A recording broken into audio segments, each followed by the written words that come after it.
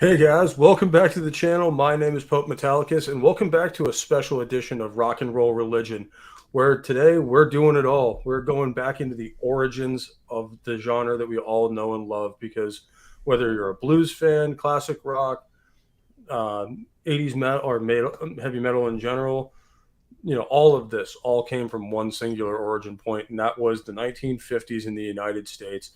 And the origin of rock and roll kind of starts in the beginning of the 1950s as an offshoot of a whole bunch of other musical styles that kind of throughout the decade sort of amalgamate into what we would currently know as rock in all of its various forms. And here to help me do that, we have Scott from Sporking News Podcast. How's it What's going, up, buddy? my man? What is going on? Rockers! Oh, dude, I had to think of I'm something. glad to finally be doing this. Yeah, we've been talking about it. This has taken months worth of research, Yeah, freaking in the middle of a move, no less. yeah. You put in lot of so much listening. work, and I just show up. Hey, So, thank God for you, man. This is what you get for being the one with the idea. You get to put it all together and then Right. have everyone just be like, "Oh yeah, yeah." Right, right. I love it. I love it. You'll make us sound smart, so let's do this, man. Yeah, and as 70s put it out on Monday, like doing all this in one live stream, not ambitious at all. Yeah, not at all. Not a little bit. Yeah, I was telling people I do the Beatles live stream on Thursdays usually, which we'll probably do like on and off while we do this stream too. And I was talking to that 70s. I'm like, yeah, we'll just do like maybe 2 or 3 live streams about the Beatles, and we realized we're just going year by year. So like the next one we'll do is I think we're on 64 now, because it's just impossible to do under an hour and a half, 2 hours anything else when and that's just one band. You're doing the history of rock and roll. Yeah, That's freaking crazy. It's like, especially with the Beatles, or like you say with this stream, like it sounds easy when you come up with the idea, and then once you start diving down the rabbit hole Right. of all the things that were going on and stuff like that, it's just like, shit, I got to talk about all of this, don't I? Right. Because like to even understand, the creation of it, you have to understand what it is and where it came from. Mm-hmm. And rock and roll is a very interesting beast when it comes to not only the musical influences, but the cultural and political influences and technological as well, that led to not only the style itself, but also its massive popularity and cultural impact on not only American society, but the entire world. Yeah, everywhere. I mean, the Australians are waiting for the Beatles. Ghana or freaking Outer Mongolia or wherever the hell else, you have heard of Elvis Presley. Yeah. You have heard of Little Richard. Yep. It's like Chuck Berry. I mean, all of these Domino. Guys. I mean, it's like if you spun a record, any one of these records for them, they would know who that is or have heard it before. Yeah. And I think it's really the first time a musical genre has done that, where it reached the entire planet. Right. Yeah, that's pretty impressive. I didn't even think of it that way, but you're absolutely right. It may have taken a few years to get to certain places. Australia's still waiting for the Beatles to show up, but I mean, other than that, most places, it got there faster than other music. Rock and roll spread. I mean, there's some great stuff about rock and roll in communist Russia. The underground selling of records and stuff. I mean, it's the 60s. We'll get into that in the 60s with us basically creating pirate radio stations and beaming it over the Iron Curtain into East Germany. Yep. And people creating bootlegs and stuff of all that. Yeah, it's really cool, man. But going into the 50s, America was in this really interesting place where World War II and the Korean War had just ended. Mm-hmm. Or the Korean War was still going on at that point. And we were gearing up for the Cold War. We had just begun the atomic age, which gave everyone a lot of anxiety, especially later in the decade when those weapons started becoming a lot more able to reach things that were important to us, like being able to reach Moscow or Washington. Right. Because at first you had to fly a plane over the target, which meant it had to survive long enough to get there. Right. But and not only that, you also had the age of, the radio. Yep. Where almost every American family owned a radio and a car. Yeah. I mean, it was it's a booming time in America. Yeah, it was and I think just in this period from 1945 to 1955, really, we built 11 million homes. Right. And populated almost all of them. Insane. That's absolutely bonkers, especially given that I think there was only 200 something million people living in the United States at the Yeah. time. Yeah. Yeah, if that. I mean, it was a lower number. And, it was a weird time, too, if you think about it. Women went from being the majority of the working force back to the household. Yeah, And how that was. Because the men whose jobs they were in all came home. Yep. I mean, hi guys, we're back. Yeah. Yeah. That was the good old days. We're going for that. Where's Ryan when we need him? Damn it! No, oh no, I'm good enough with that. I mean, think about it. If we don't want to go there, but I just got to say, like, women love you, love that you want to work. Majority of you, I bet you wouldn't if we didn't have to now. Option. Yeah, like when the government was like, "Holy crap, we can have both of them paying taxes," they pretty much made it that way. Because I mean, it was the beginning and the downfall of that old style of American nuclear family, the 2.5. Rock and roll had a lot to do with that. Yes, it did. Rebellion, and also in terms of race relations in the country. Yeah. This was a really interesting period because a lot of the country was still either segregated or blacks were not treated very well at all. And musicians helped break that down.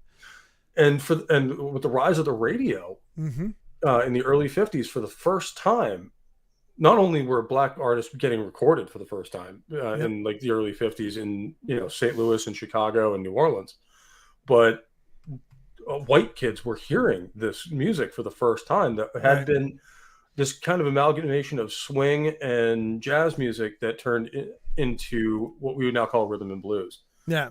And you combine that with a little bit of country western music, and what you get is something that sounds very similar to what Fats Domino and Bill Haley were playing in 1952. And lo and behold, rock and roll basically had its DNA right there. Right. You add in a little bit of blues and a little bit of soul and a little bit of gospel music. Yep. That would happen at Sun Studios in Memphis with artists like Little Richard, who was from Georgia, but was first recorded up there. Yep. And then, the big ones, Elvis Presley, Jerry Lee Lewis, all these guys. And you have the DNA of what would come together and to be rock and roll. And I think for that reason, rock is kind of the ultimate American musical genre in that basically every part of our society had a hand in creating it. Yeah, it wasn't just this group from over here in the Midwest or this group from the Deep South. It was a culmination of all of it, in a way, and the situations around it in our culture and politics and all that at the time that kind of created this thing. And certain technological innovations as well. The transistor radio started becoming popular in the 50s, so kids could have their own radio and listen to what they wanted to rather than the family radio set in the living room, which was like, mostly on news and, radio shows and stuff like that. If you guys have never listened to an old school American like radio show, I know there's channels on YouTube that they're awesome, that record a bunch of them. I know Razor re-recorded a bunch of the old Shadow TV shows or radio shows, and they're fucking amazing. Definitely go check those out. It's a really neat piece of Americana back then. Like before you had TV, you had this kind of stuff. Well, if you think about it, before rock and roll, the blues is the first American music that is purely American. Yes. That's how I feel. Like, jazz has its roots in Europe. Other forms of music have their roots in Europe, their roots in Africa, but it was like a melding of different music that became the blues, and then R&B, which was purely American made, and it's pretty impressive. Like I say, that culturally, this is rock and roll is where all the different parts of our culture kind of contributed to this one style of music that basically everybody could get behind. Right. Because you had a bunch of suburban white kids that were listening to and playing, music that was written initially by, inner city black folks with some influence by our Hispanic population on the West Coast. Yep. Bands like the Champs or Ritchie Valens, or later on into the 60s, Carlos Santana. Yeah. So they had a hand in it as well. And it's just a really interesting combination of just taking the best of what America does well. Yep. Just take the best parts of everybody's culture that work very well and kind of smashing it all together and seeing what comes out of it. Yeah. And in this case, that was rock and roll in the mid 50s. So, like, pull up my little graphics here. It's a little busy. It was the best one I could find. That wasn't behind a paywall. God damn it. Yeah, of course. Speaking of a paywall, I do have a tip jar down below. So if you guys really enjoy what I do, I wouldn't recommend it, but you can go and pay me if you really want to. Oh, you sound like me. Tip the man. I wouldn't it's a beautiful recommend it. thing. It's a bad investment. It just encourages me. YouTube does not want to help out creators as much as other places like Rumble. But I'm also I'm also on Rumble, so definitely go and follow me over there. Yep. I'll have to show you how to stream to both at the same time. Yes, you will, because I've tried to do that and I haven't succeeded yet. Once we'll talk. All right, absolutely. And for if you really want to, you can. There is a Stream Elements link in the description of the video. Put it in the chat and then pin it, man. Put it in the chat and pin it. Yep. And then, but you guys don't have to. If I think you guys have a good point or you really want me to see something, put it in the chat and we'll bring it up. But this really was a golden age for the U.S. in a lot of ways. Mm-hmm. And the really cool part with this was, for the first time, the American teenager was like its own little separate demographic. Because before that, kids were really just kind of expected to sit down, shut up, and do what they were told their entire life, but until they became of age. But nowadays, kids who are in their late teens and early 20s, all of a sudden had jobs, they had cars, and they could have a car and go out and do their own thing. And it was one of those things. Advertisers realized they had a untapped source of income from American teenagers. Just like recently, if you think about it, the tweener age, they realized, oh wow, this is untapped. These kids have a lot of money because their parents are giving them cash and they want to play Roblox. And that's what the 50s were like. Holy cow, these teenagers are working at wherever, and they want to drive hot rods and they want to listen to music and they want to buy albums. It's great that you bring up hot rods, because one of the first major rock and roll hits ever was actually written about a car. Yep. Being Rocket 88 by Jackie Brenston, and then covered by Ike Turner and Bill Haley. Mm-hmm. And that kind of drove that song into the mainstream. And there you go. There's Bill Haley right there. And that was the other thing that was the rise of rock and roll, was the rise of electrical instruments. Right. Because before that, it was hard. First of all, it was hard to record a lot of this shit. Mm-hmm. Because the recording technology in the 1940s and 50s was, it wasn't great. Yeah. Yeah. It was pretty basic, of essentially a microphone in the middle of the room and then everybody playing around it. Right. Yeah, and one track pretty much. Like absolute trash. And you maybe had 3 or 4 tracks that you could record on at one point. Mm-hmm. So and that's even going into the 60s. You had a track for your guitar player, singular, your drummer, your singer, your vocalist, and your bass player, and that was about it. Yep. You're right. I mean, a lot of them, 3-piece bands mostly. I mean, Bill Haley was one of those bigger bands, but it was they were playing. Basically, it was, and it kind of is identified in the naming conventions of the time, where it wasn't in this case the Comets. It was Bill Haley and his Comets. Right. So the band leader would be the singer usually, and that came from jazz. Right. Yeah, and jazz and swing, and then you would have the big band behind them that would be recorded as kind of a unit. Right. So you get this overall kind of wall of sound, in that you're just kind of recording everything all at once. Mm-hmm. And it wasn't that big a deal back then, because you only had mono sound. You didn't have a stereo speaker yet. Right. So, American Graffiti is one of my favorite Americana movies of all time. Just between the cars, the setting, it is just a love letter to the American 50s. Yeah. I mean, even the cast, it's one of those, you get those every once in a while where it's like, holy crap, all these people were in one movie. Yeah. You know what I mean? Like you get that with the Rat Pack at one point, when they're like the Outsiders. You're like, holy crap, all these people were in the same movie. There's some stuff like that in the 70s and 80s too, where you're just Mhm. like, how is everyone in this movie famous now? Yeah. Yeah, man. Like they all went on to be in huge things. Yep. And you don't really know it at the time because you see it when it comes out. It's like, oh yeah, these guys are cool young actors, whatever. And then Right. they turn into like the next generation of superstars in Yep. Hollywood. Yep. It happens. It's like that one movie every generation or every decade. Yeah, It's pretty cool. and you have Bill Haley in the comments with "Rock Around the Clock" being one of the biggest and still to this day most well-known '50s rock and roll songs of all time. Hell yeah, man. And there was a lot of technological innovation that went into this, like I said, between the radio and and especially the 45 record, Mm-hmm. because teens don't have a lot of money. So instead of buying an album, like a full length LP from one artist, they could buy like 5 or 6 LPs and get 12 songs and get like an album length, but get multiple different artists. So you got 2 songs with each one. You had side A and side B. And the funny part is "Rock Around the Clock" was actually the B side for one of Bill Haley's singles. I didn't know that. Yeah. Wow. And it's such a And the A side, nobody remembers because it's trash. Or it's just like classic, man. I couldn't imagine who was like, no, this is a better song. We're putting it on the A side. Yeah, right.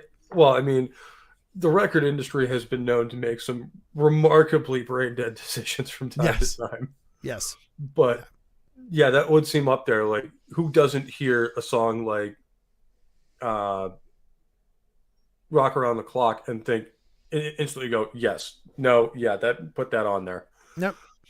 And or for that matter, Ike Turner with "Rocket 88." Yeah. Which, for those of you who weren't aware, that refers to the Oldsmobile 88. Yep. Basically, the Oldsmobile version of a late 40s, early 50s Chevy sedan. Yep. And this was the era too, where like you say, the car culture was starting to become a thing, which American Graffiti goes into. Yep. Where especially a lot of the guys who came home from the war, right, learned how to work on engines or how to drive in the Army or the Air Force. Yep. Starting the motorcycle, also the motorcycle clubs. And they learned how to work, that. and most of them were mechanics. Yep. So they learned how to deal with stuff like supercharging engines and all this other stuff, nitro injection and stuff like that, and basically modifying engines to be more powerful. Yep. And that had already become a thing in the 30s with Prohibition, and just became more and more popular nationwide.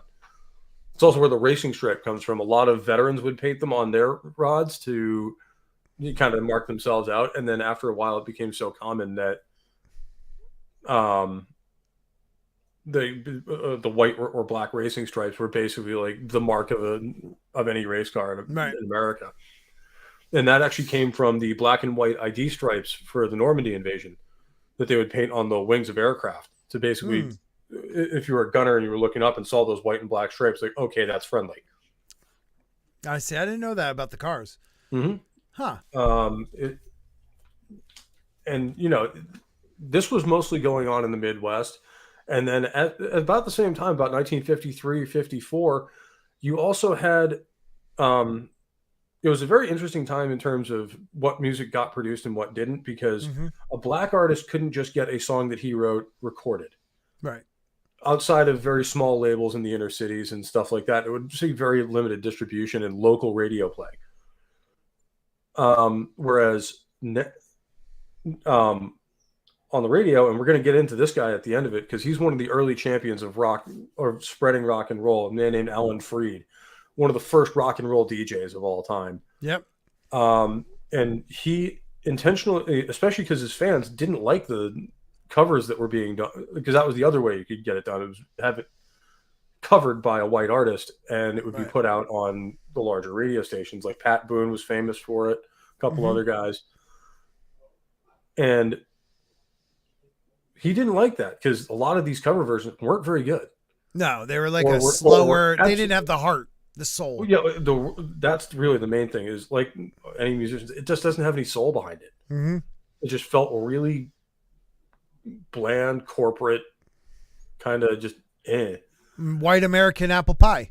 Like Yep. this literally is a time, we talk about today, like, okay, people are blowing stuff up today, but back then it really was, we do not want to offend, that idea of what America was back then. So let's not offend him, no matter if it's North or South, let's not offend him. Let's play, sweet music. And I mean, the King really, he gets a lot of crap from black artists, which I don't think they realize he grew up in all black neighborhoods. I think a lot of those artists that he give him shit come later. Yeah, like Chuck D. The guys who are in there at the time loved him. They loved this guy. Yeah. Because like, here's this white dude who's playing our music and playing it well. Yeah, and he grew up, and with he's doing original stuff too. It's not just covers. No. And what he did was do covers to bring notice to people. Yeah, and I don't think they realize that. Direct people to the original artist in the album jackets and stuff like that. Like, this is who did this originally. Go check them out. They're really cool. And Alan Freed was responsible for a lot of that as well, because he would be playing the original version of a lot of these, like Rocket 88 and stuff like that.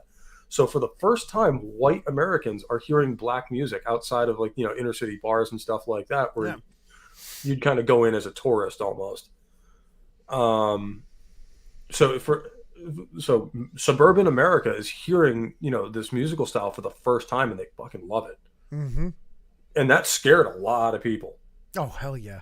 I mean, we talk about the satanic panic on this channel all the time, because, I mean, I cover a lot of stuff from the late 70s, early 80s. Yeah. And that was right when that was fucking huge. And that is actually tame compared to half of the shit that went on in the 50s. Right.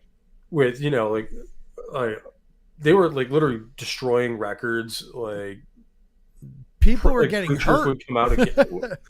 Preachers would basically say, like, if you buy a rock and roll record, your soul will be condemned forever. All the sorts of crazy shit.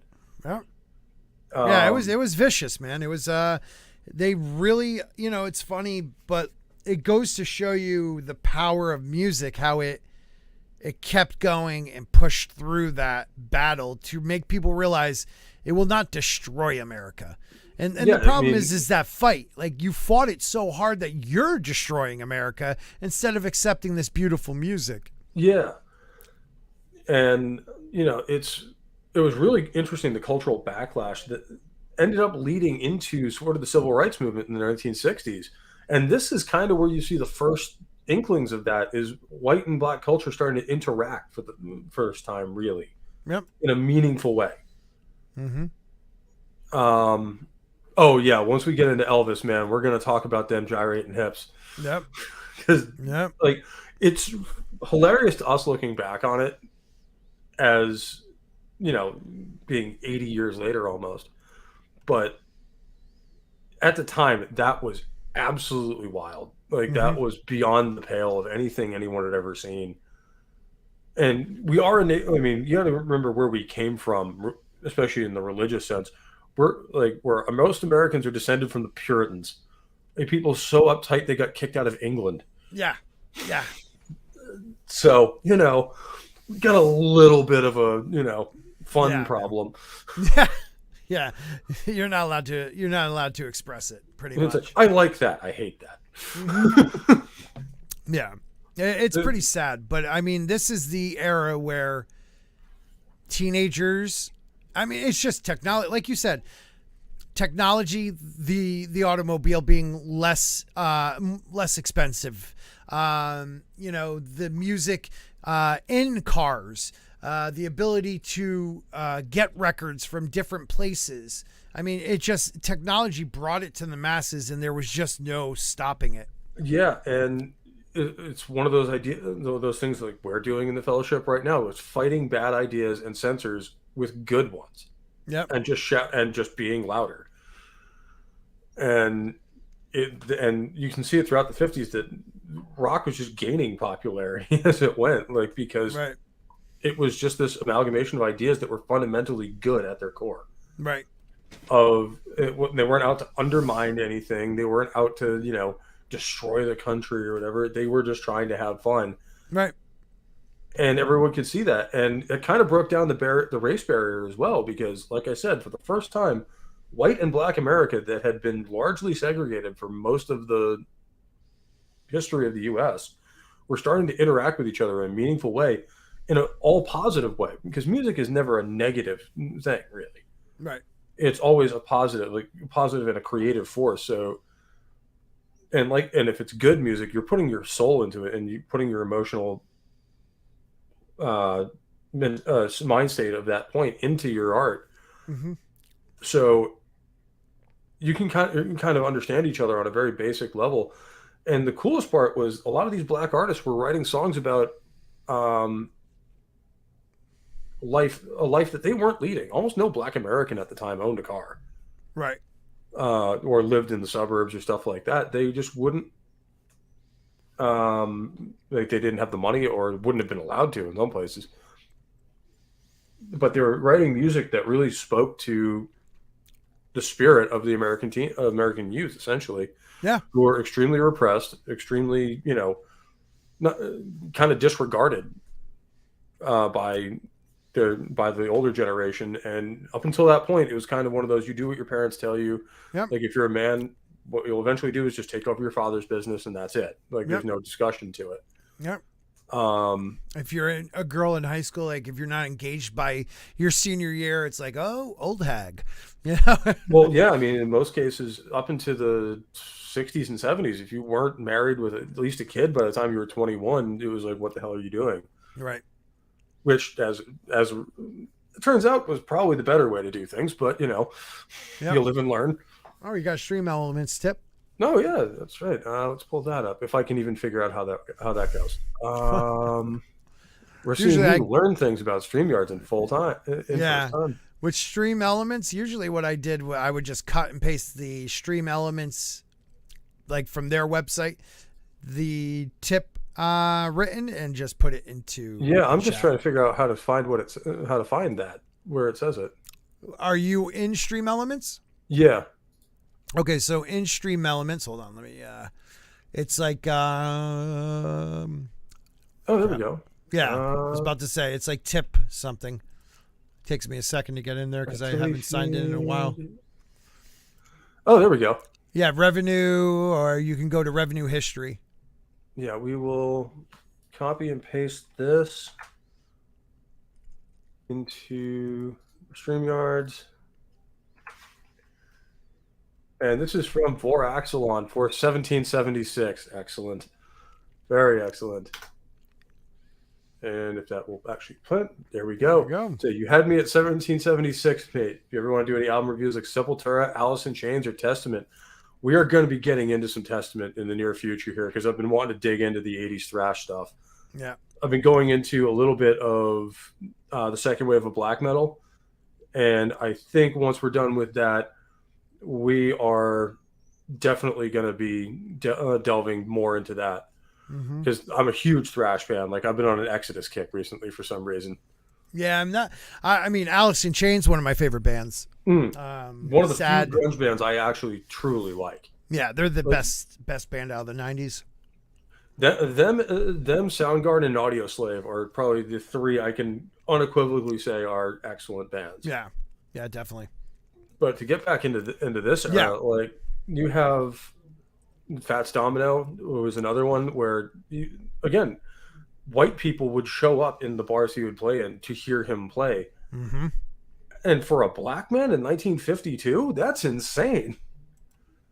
That white people were showing up to do anything to you that was good was absolutely mind-blowing at the time. Yeah. I mean, in fact, there's a couple of incidents I've heard about in my travels through this time period, of guys saying a lot of pretty racist things about black people in general, but positive about black art, about black rockers. Right. Like one of the more concise ones was send all the N-words back to the Congo except Fats Domino. Oh my God. Which I was like, I read that, I was just like, I don't even know what to do with that. Yeah. It's just funny. It's funny that, they were scared of black people, but they felt like they liked his music They felt like, okay, he doesn't seem that intimidating, you know? Yeah. And Which I got a story about, seeming intimidating when we get to Little Richard, because there's a yeah, reason he acted so flamboyant. right, right. I would like to know that. Oh yeah. Because you look back at like, Louis Armstrong, and he was that version at that time of, okay, acceptable black singer, Yeah. and it's funny how they try to, Jackie Robinson was the acceptable black athlete. Hmm. It's like, these people that are in charge that think they know what we want. Yeah. And, unbeknownst to the rest of them, we're all interacting with, Fats Domino and Mm-hmm. Ike Turner and all this other stuff. And really getting into this entire side of our own culture that we had kind of no idea about Right. until this point. Right. And it was really cool looking back into this in 2023 and seeing just how different the same places in the United States look Right.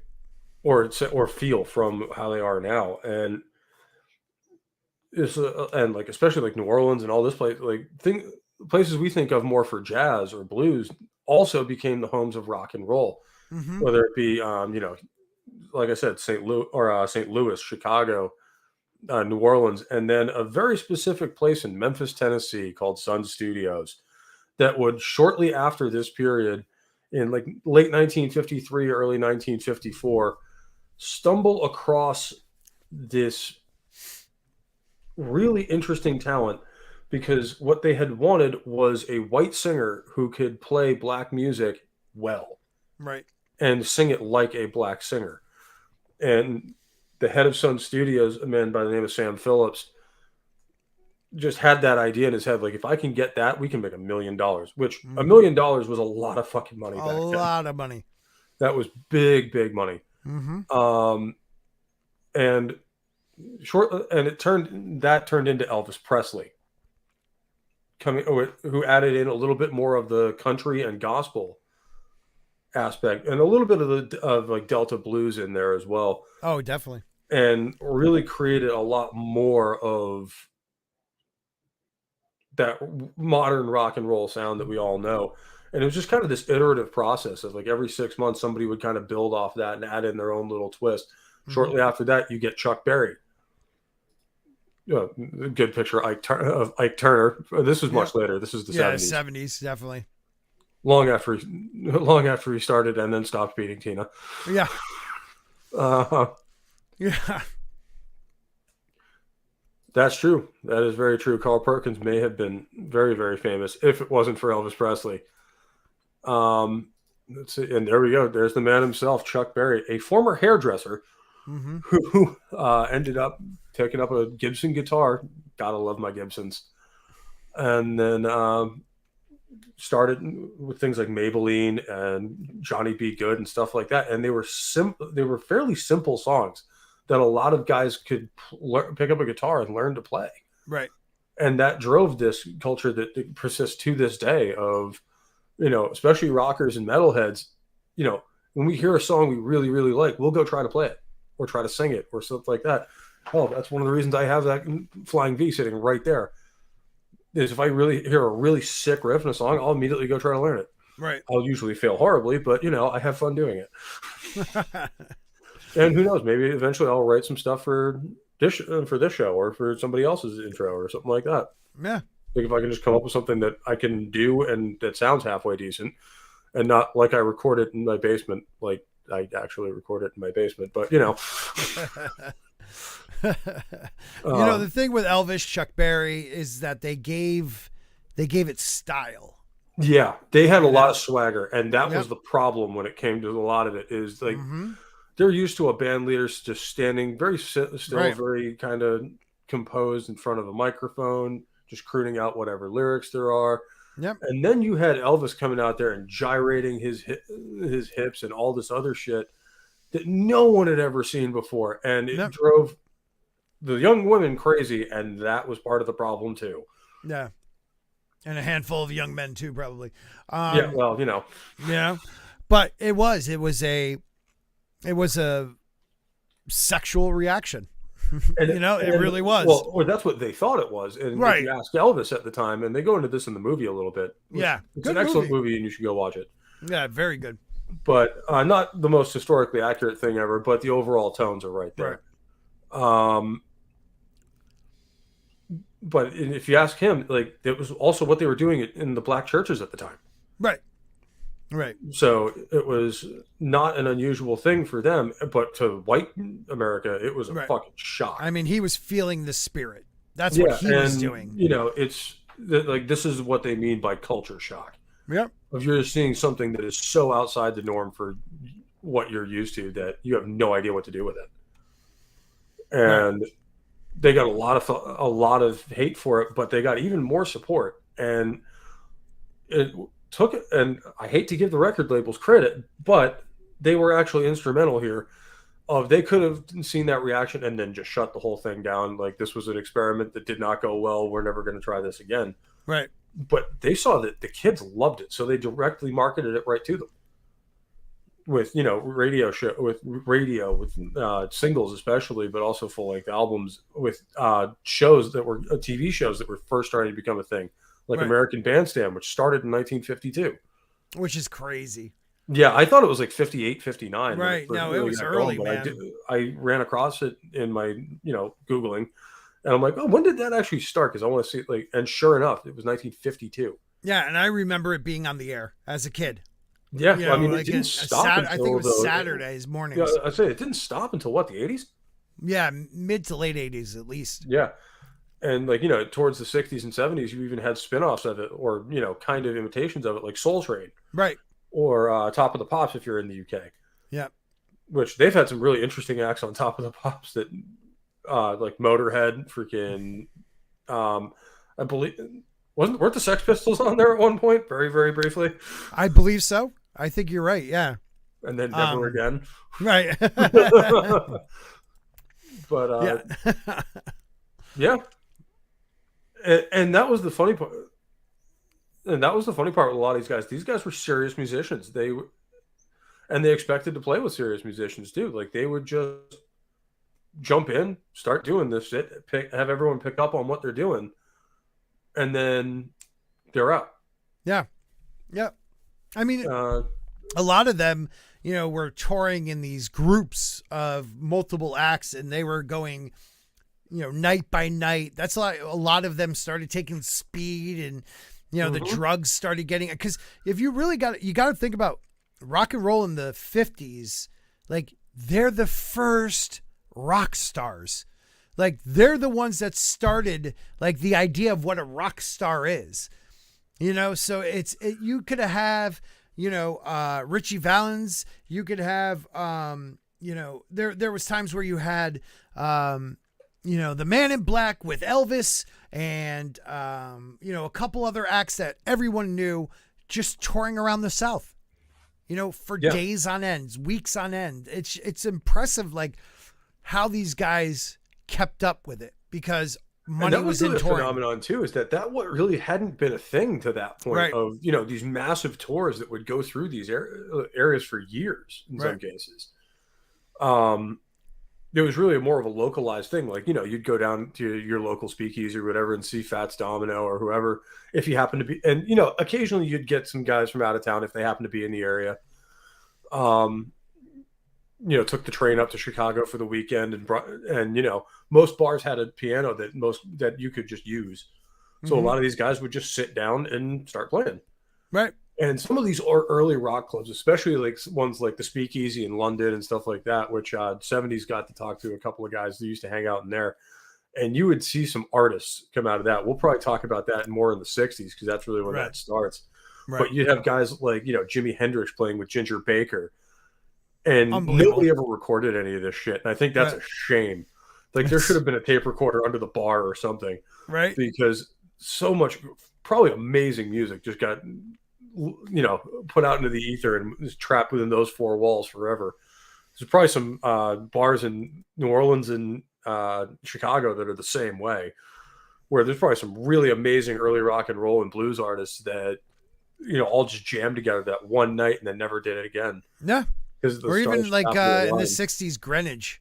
Yeah, Down in New York, Greenwich Village. Like there, so many different places where if people were like, "Oh, it's just it's Dylan. It's just this guy," like, yeah, God and damn it, not we should realizing have. like that's a big fucking deal. That's gonna be like history making. Hmm.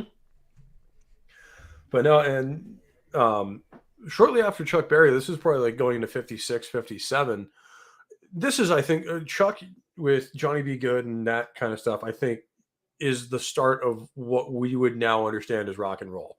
A lot of that was predecessors and kind of building into the sound. But there's a reason I put 1955 on the title card, because 55 is where we are really here. Yeah. Like this is rock and roll in its full incarnation, the electric guitars and all. Right. Because early rock and roll, even in some of the later stuff, mostly involved stuff, piano and saxophone. Yeah. And then later on, you would Acoustic see guitar that. too. Yeah, you would see that, and the electric guitar takes center stage a lot more, along with electrical bass guitars. Because if you notice, a lot of the early bands, they still use a stand-up bass. Yeah. And we're just kind of playing it in a different manner. And that, I think, musically led into this. And now we're really off to the races when it comes to the sound of rock and roll kind of solidifying. Yeah. And then you had varying levels of it too. Like Chuck Berry Chuck Berry and Little Richard would very much be the hard rock and heavy metal side now, where they were just out there loud, boisterous, just completely out of control. Yeah. Like they were just going out to make a statement. Yep. And in Chuck's case, like he just really enjoyed it and was having fun, and in Little Richard's case, he just has that personality where he owns the stage as soon as he's on it. Yeah. Very much like Freddie Mercury in a lot of ways. Mm-hmm. In later eras, where he was just a showman from start to finish. And I mean, look at this shit. Like this is Little Richard at the start of his career, and he's got his leg up on the freaking piano. He's doing all sorts of crazy stuff. Yep. Jerry Lee Lewis, like, I don't know if he got it from him, but probably it's the same style, but he just did it better, Little Richard. No, yeah, Little Richard is still one of my favorite 50s artists of all time because he's just so much fun to listen to. Yep. And especially like, we're used to this. We're all rock fans from very young age. But this was brand new to a lot of kids. Like they had never seen this before. Right. Because like, could you imagine being a teenager in like 1956 or 7? I think this was when Little Richard first started. Right. And you get this dumped in your lap as like, it's like there's this rock and roll thing that I hear is pretty popular. Let's go check that out. And then you hear something like Long Tall Sally or Good Golly Miss Molly. Right. Just like, God damn, what is this? And let's not forget, like, this is now getting into where they were appearing on TV, where parents finally are seeing what their kids were watching at these shows. And which caused a even further division between the generations, shall we say. Yep. Where, and, it was a music of rebellion, essentially, against the establishment, against status quo. And that's something that rock and roll has kind of continued right up until the modern era, at least in some corners. Not you, D. Snyder. You know what you did, fucker. I will never stop bringing that up because it will never stop being funny. Yep. And then, you have the evolution of that sound, but you also have like pretty traditional rock and roll artists that still go today. Like the Black Keys have a lot of elements of 50s rock and roll in it. I mean, first of all, like, look, the 70s, the early punk. Yeah. Listen to it. It's 50s rock and roll with distortion. Rock and roll. That's it. Yeah, like if you listen to the Ramones' first record, and I think I even said this in my Ramones episode, it's literally 50s rock and roll with better distortion and and just sped up. Yeah, that's it. That's all it is. Yep. And not even necessarily sped up because a lot of this stuff is pretty fast tempo too. Right. Especially Little Richard. Damn. And the funniest part is why he was as flamboyant as he is. And why he had all the makeup and kind of crazy outfits and stuff like that. was because the only way they would get to play in the white clubs, which Right. is where the big money was for the time, was if they pretended to be gay. Right. So they acted very flamboyantly and very non-threatening to be able to play in the clubs. That's crazy. And it always was hilarious to me that this guy was just like, wow, okay. So Right. you were Right. just doing this as a gimmick, essentially, to be able to play where you needed to play. Right. And unfortunately, we only lost him a couple years ago. I know, which is crazy. He lived a long time. He died in, what was it, late 2020? Was it that late? Yeah, maybe. Yeah. Yeah. And then one of the next artists we're going to talk about, Jerry Lee Lewis. That's a picture of Elvis, but I got some of these out of order because I didn't know exactly what order we're going to get to it in. Yeah. But yeah, that is a very early picture of Elvis Presley. And then Jerry the Killer right here. This man was the white Little Richard. Right. In that he was absolutely out of control, a complete wild man. Yep. A little bit of controversy later in his career, but we won't get into that. Yeah, kissing cousins, whatever. Yeah, well, that's supposed to be a figure of speech. Jerry. Yeah, Jerry ruined your career, man. Ruined his career. Which is unfortunate because he's a hell of an artist. Right. And another one that kind of took that gospel feeling and soul and put it into a piano at that point. Right. But just an absolutely entertaining guy to watch. And unfortunately, we lost him early this year. Mm-hmm. So, rest in peace to Jerry Lee Lewis, because he was, I think, the last of the original rock and roll artists that are still alive. Because, like you say, Scott, a lot of these guys, they had a little bit of a drug habit and didn't lead the cleanest lives. So a lot of them died fairly young. Yep. And then most of the rest of them, a couple of them made it to, like, I think Jerry Lee Lewis was 89. Yeah. Richard was 87. Yep. So, those guys were the Keith Richards of their generation, essentially. Yeah. We're just like, I'm still here. It's like, yeah, we know. We're not sure how, but God bless you for being here. Right. Oh, man. And then there was a guy we haven't talked about yet that kind of had the reverse of what a lot of the black artists were going through, where they were getting a lot of pushback from the white crowd. And then you had a man, Chubby Checker, with the twist, was probably one of the most this was right at the edge of 1960. Right. So now we're getting into, like, the sound has formed and is now just iterating on itself constantly. Right. So this is like, if you're, about my age, growing up in the late 80s, early 90s, like, this is like the height of the grunge era, where in the late 80s it was kind of forming and deciding what it was going to be. Yeah. This is 1991. This is right when shit is happening. Yep. And just going for it. Yep. Yeah.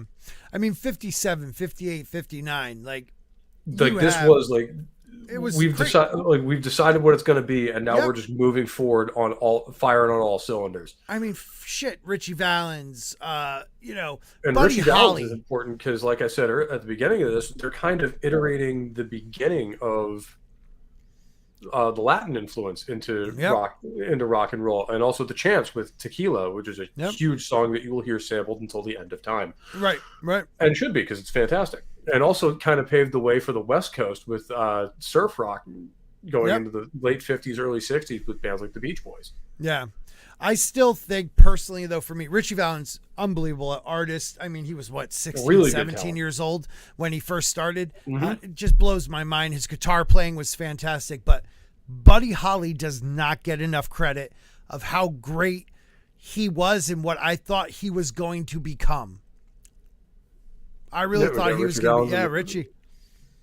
Kid can play guitar, man. Grant, you have to say more than what you're drinking at the time for it to be considered karaoke. Thank you for showing up, man. Always good to see you. And unfortunately, we lost him, the Big Bopper, and Buddy Holly all in one day. And there's the man right there. So there's a very famous scene from the Buddy Holly story. And this is a true story, apparently, from the Apollo Theater in New York, which was a famous black theater in Harlem that, all the black artists played at. And Buddy Holly was booked there. And all the blacks from Harlem went to go see him there because they thought he was black. No one knew he was playing white. Rock and roll was. One of the best So stories. there's this very famous scene where, they open the curtain for Buddy Holly, and it's this nerd. Everyone's expecting to see this black guy, and it's this nerdy white dude from Texas with a fender and horn rimmed glasses. Yeah. Everyone's just like, Silence. yeah, And he crushed and it. then he just went into it. And Yeah. Buddy was another one of those guys that, again, you can see him using the stand up bass there. Yep. They were still trying to form that sound, and Yep. he was really more on the countryside than anything Yeah, else. rockabilly, like, yeah. But it was weird because it's rock and roll, rockabilly, pop, and country. Like, he did something that was different. Where I think if he lived into the '60s, he would have been one of the big voices of the '60s. I really absolutely. believe it, man. I think he was one of those talents that doesn't get enough credit because of so many famous people at the time. But wow, he was And impressive. when you look at where he was in his career, he was kind of like Jimi Hendrix in a lot of ways, where he was just getting started. Just getting started. He Yep. was like 4 years into his career, Yep. really winding up to be one of the superstars of Yep. the era, probably just as big as Elvis. Well, think about it this way too. Some people that, they at least claim that he was a huge influence. Bob Dylan, the Beatles, the Rolling Stones, Eric Clapton. I mean, like, the list goes on. Like, he was that good. He was that good that, like, I really believe if just even another 5 years, we would have heard what he was trying to create. I just don't think we ever got to it. We just got like the very beginning of it. Yeah, and Small Time, you're absolutely right. Like, he was evolving musically as Yes, he went, and that's why I absolutely. compare him to a Jimi Hendrix more than anything Yeah. else. Because if you listen to Jimmy's stuff, he was getting heavier and bluesier as he went, which is why it's really sad he died when he did. Because I would have loved to have heard what he did with heavy metal. Yeah. Because that's the direction he was naturally heading in. And Yep. unfortunately and ironically, he died the same day that Paranoid by Black Sabbath was released. Wow, that's crazy. So I feel like you can never tell when the Illuminati's going to get you. That's right. Don't. I mean, there's no such thing. Yeah, exactly. Move on. Yeah, exactly. But no, unfortunately, we lost those three all in the same incident. And was it 1959 Yeah. when that plane Yeah, crash yep. happened? Yep. And all three of them were February 3rd, I want to say 59. Yep. And I think I have a picture of the Big Bopper in here. There he is. Yep. Another, big star at the time. Yeah, And up and coming. big All presence. three of them were very young. I think he was the oldest at like 25. Yep. And like you say, Ritchie Valens was like 22. Yeah, he was young, man. He was so young, and it's so sad. Yeah, how old was Buddy Holly was 22. So Yeah. Ritchie Valens was younger, I believe. So he was probably couldn't even. Well, I guess the drinking age was 18 back then. Right. But these days 22, wouldn't even man. legally be old enough to buy a drink in the places he was playing in. Which is crazy. Like, Buddy Holly was 22. Like, don't forget, like, his band had Waylon Jennings in it. Like, Yeah. that was his bass player. Like, Yeah. dude, I'm telling you, that band was sick. Oh man, not enough people give that guy the respect he deserves. That's why anytime we're in this era, I pump him up because he was fantastic. Yeah, absolutely. And like I said, like he was kind of the beginning of this Latin influence that again could Yep. only have existed in the United States from this period, Yeah, where like you had that Southern California sound start creeping into the music later Yep. on. Yep. Because a lot of the bigger recording studios, once this really started getting going, were in LA and New York, so those kind of started becoming the focal Yep. points of where people were recording. I mean, think of Ritchie Valens. Chicano rock was him. Yeah, He was the beginning of that. There would be no, and Carlos Santana, unbelievable. Jerry Garcia, who taught Carlos Santana how to play guitar, but like they were influenced by Ritchie Valens, so like, then you got like way up and come farther up with Los Lobos and the lonely, Los Lonely Boys. And yep. I mean, you could even say Selena, and like, there's just so many people if there was no Ritchie Valens. I mean, Yeah, and there's an insane number of Hispanic rock bands that sing either in English or Spanish on both sides of the border that are fantastic. Yep. and it's kind of this really interesting amalgamation all all of it into this one style that kind of is kind of a really unique thing to rock, where they can and heavy metal does it a lot. These and speaking of accumulating things and incorporating them, we have another guest joining us. Been a while since he's been on the show, but please welcome back to Joe's Atmosphere. How's it going, buddy? Hey, it's going good, man. I'm sorry I couldn't be here earlier. You know, I had no worries, show. Dude. Yeah. Been going down the whole run here. Where have I gotten into here? Have you already gone we're like Buddy Holly or? We're like 58, we were 59. just talking Buddy Holly. Yep. Yeah. Oh wow, yeah. Yeah. Don't skip Buddy Holly, man. Oh hell no. That's the innovator. That's my favorite Thank you. rocker ever. Okay, Yeah, dude. Mine. I'm Yep. with you on that. I think if we even got 5 more years from him, the 60s sound would have even been different. It would have been different. Been different completely. Yep. Yeah. And I don't we're think you would have talking seen the British invasion as much, because you wouldn't have had that vacuum of artists in the United States that weren't putting out. If we did, the Beatles would sound a little bit different because they were huge fans of his, but they were also influenced by others too. I just think he was about to do something that was 4 or 5 years earlier than anybody else was about to do it. Yeah. Yep. He was already starting to incorporate orchestras into his ballads. I mean, he was the first guy they allowed to actually produce his own music. He was the first artist to do that.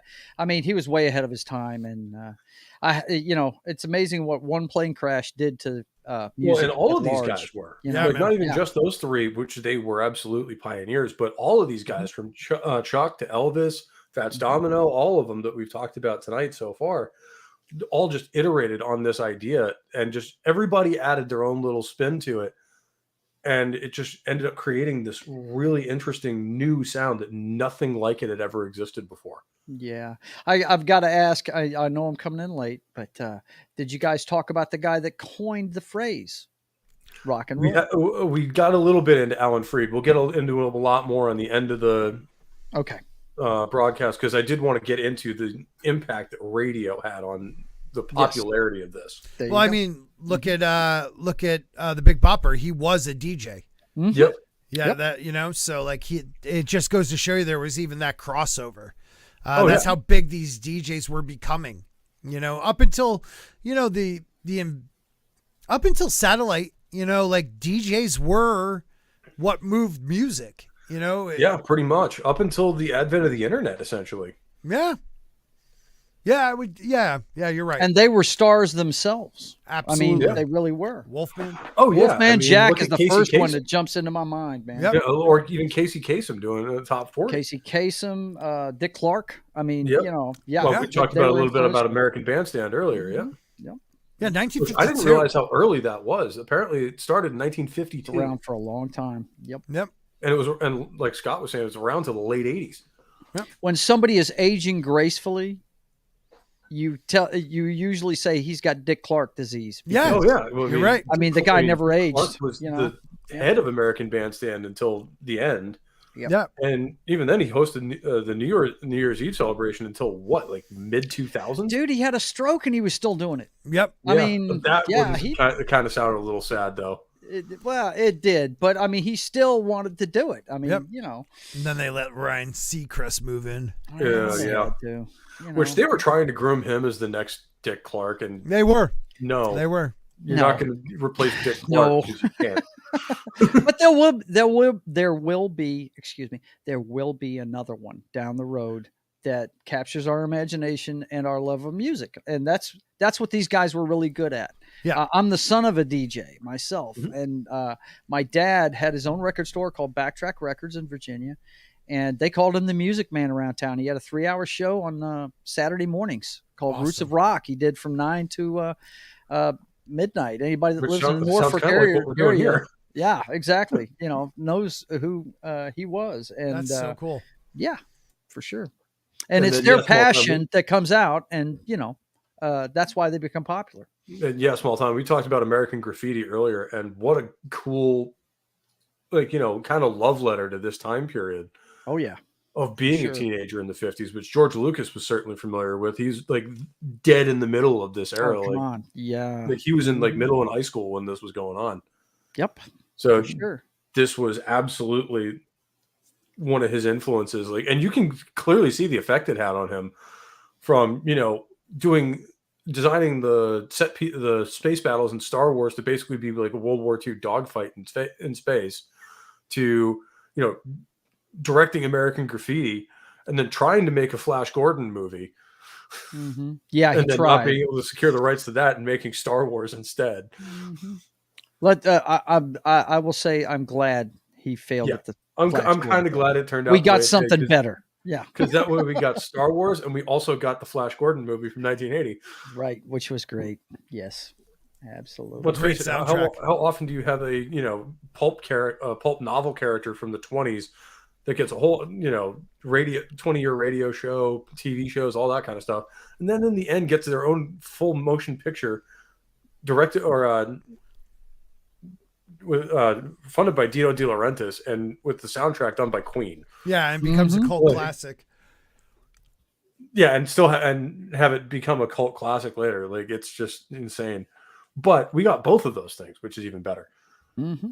And the car culture in America was a big part of this as well. I mean, we were said at the beginning of the show that one of the first rock and roll hits of all time was Rocket 88. It was written about an Oldsmobile 88, mm-hmm. and him picking up his date for a Saturday night. And again, it was this music that spoke to the experience of the American youth in a way that pretty much no music had beforehand. And it did so in a way that was fairly irreverent and way outside of the cultural norm of the day. Because keep in mind, this is an era when in movies and TV and all that, you still had the Hays Code. Mm-hmm. Yeah. You still had in movies, you still had the 1 foot on the floor. Yeah. No nudity kind of thing. Yeah. Yep. Separate beds on TV. I don't know if you've covered it at the height of the Elvis craze, man. The conservatives in the country were losing their minds about that guy. They wanted him shut down. They sent him to the army. Yeah. That was their only way to deal with them. And just real quick, Ritchie Valens was 17 when he died. Holy shit. He was 17 when he died? When he died. Jesus. I thought he was 17 when he started. No, when he died. Insane. Holy crap. So that means his early career, he was like 15 years old. 15 when he started. His first and he was already that good. Yeah. Mm-hmm. Yeah. Another guy who, if going through the 60s, would have been the heart of just Could Latin you imagine music. like the kind of collision rock. of him and Santana? Oh, yeah. It would have happened.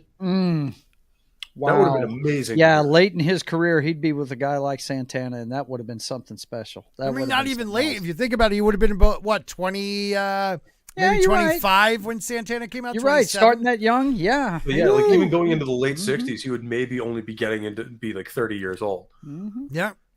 Oh, so like really, where most people start to consider themselves like, all right, man. Okay, I'm actually like in my career at this point. Wow, that's insane, man. I mean, he was still in high school. Yeah, so when he recorded La Bamba, he was like 16 years old. 15 or 16, yeah. Which is fucking insane, considering that song will still be played on rock radio ever. Yeah, Come On, Let's Go is a fantastic song he recorded. A lot of people have covered that. The Ramones, I mean, everybody has covered that, a version of it. But yeah, La Bamba is just, it's a song that changed music in a way where I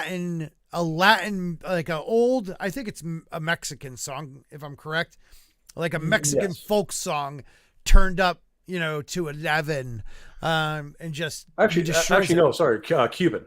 Cuban. Oh, is it? Okay. Yes, because for those of you who don't know, Ritchie Valens' real name is Ricardo Valenzuela. Yeah, and he is, I believe, Cuban American. Oh, is he? I thought he was Venezuelan. No. Okay. There weren't many Venezuelans here at that point. Yeah. Mexican was that his last name? Maybe I'm wrong. Maybe that was like his last name. Well, keep in mind, Cuba was kind of unstable at the time in the late 50s going into 1960. Right. That was right when a certain cigar chomping bastard started making trouble. Revolution! Yes. Yeah, absolutely. Mm-hmm. And made the biggest mistake you can make of pissing off the mafia. Oh, man. Oh, Although they never did succeed in getting him. so you're at 58. Yeah, about there, 1950, 58, at? 59. Yeah, 58, 59. Okay. All right. Sorry, Soul Assassin. And then, we'll get into Alan Freed a little bit, where he was really the first of the rock and roll DJs around the country that basically, instead of, like we said, playing, the covers by Pat Boone or whoever, were playing the originals Mm-hmm. by the black artists, which was a revolution at the time because people had never heard this stuff. They'd heard the watered down, sanitized version that was okay to play on the radio. Yeah.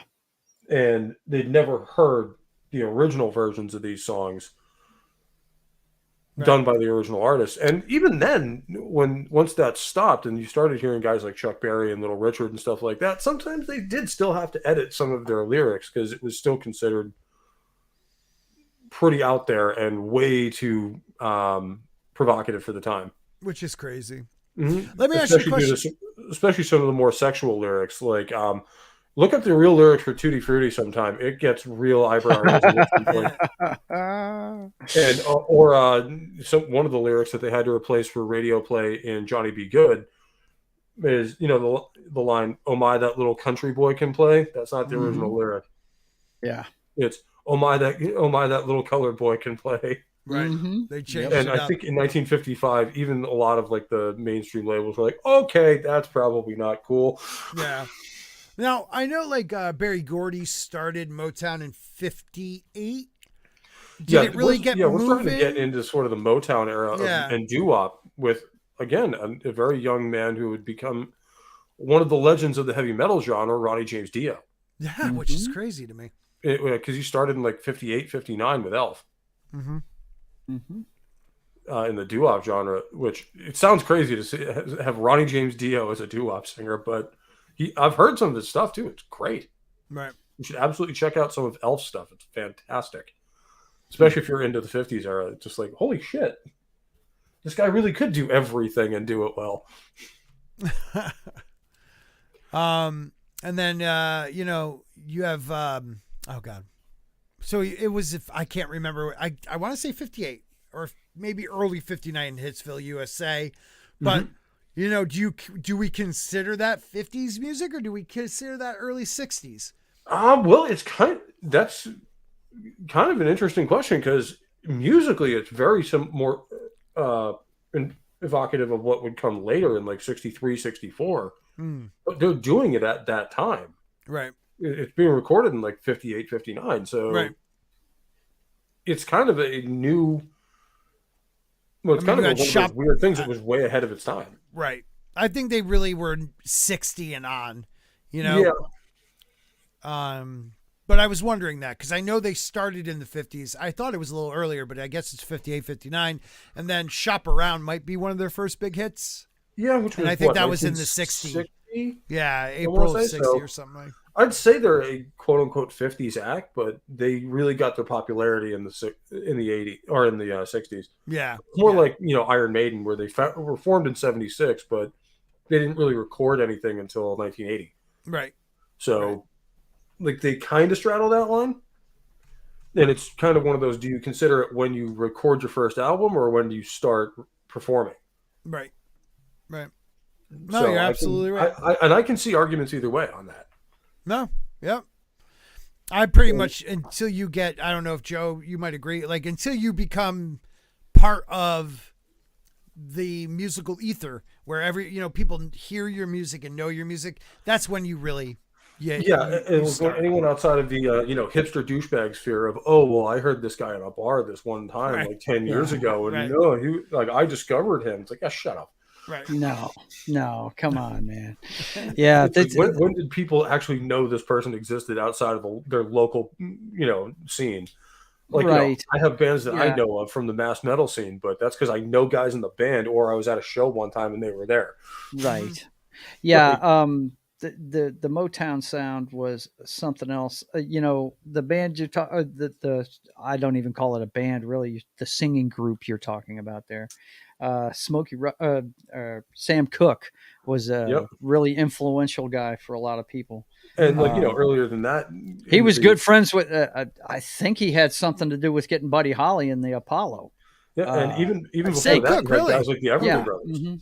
Yep. who were kind of pioneering that doo-wop sound, Mm-hmm. and the Everlys were going into coming out of Chicago R&B circuit, Mhm. and instead of going with the more bluesy rock and roll style, they kind of went more with the a cappella style of singing, where it was more about the singing and lyricism and stuff like that.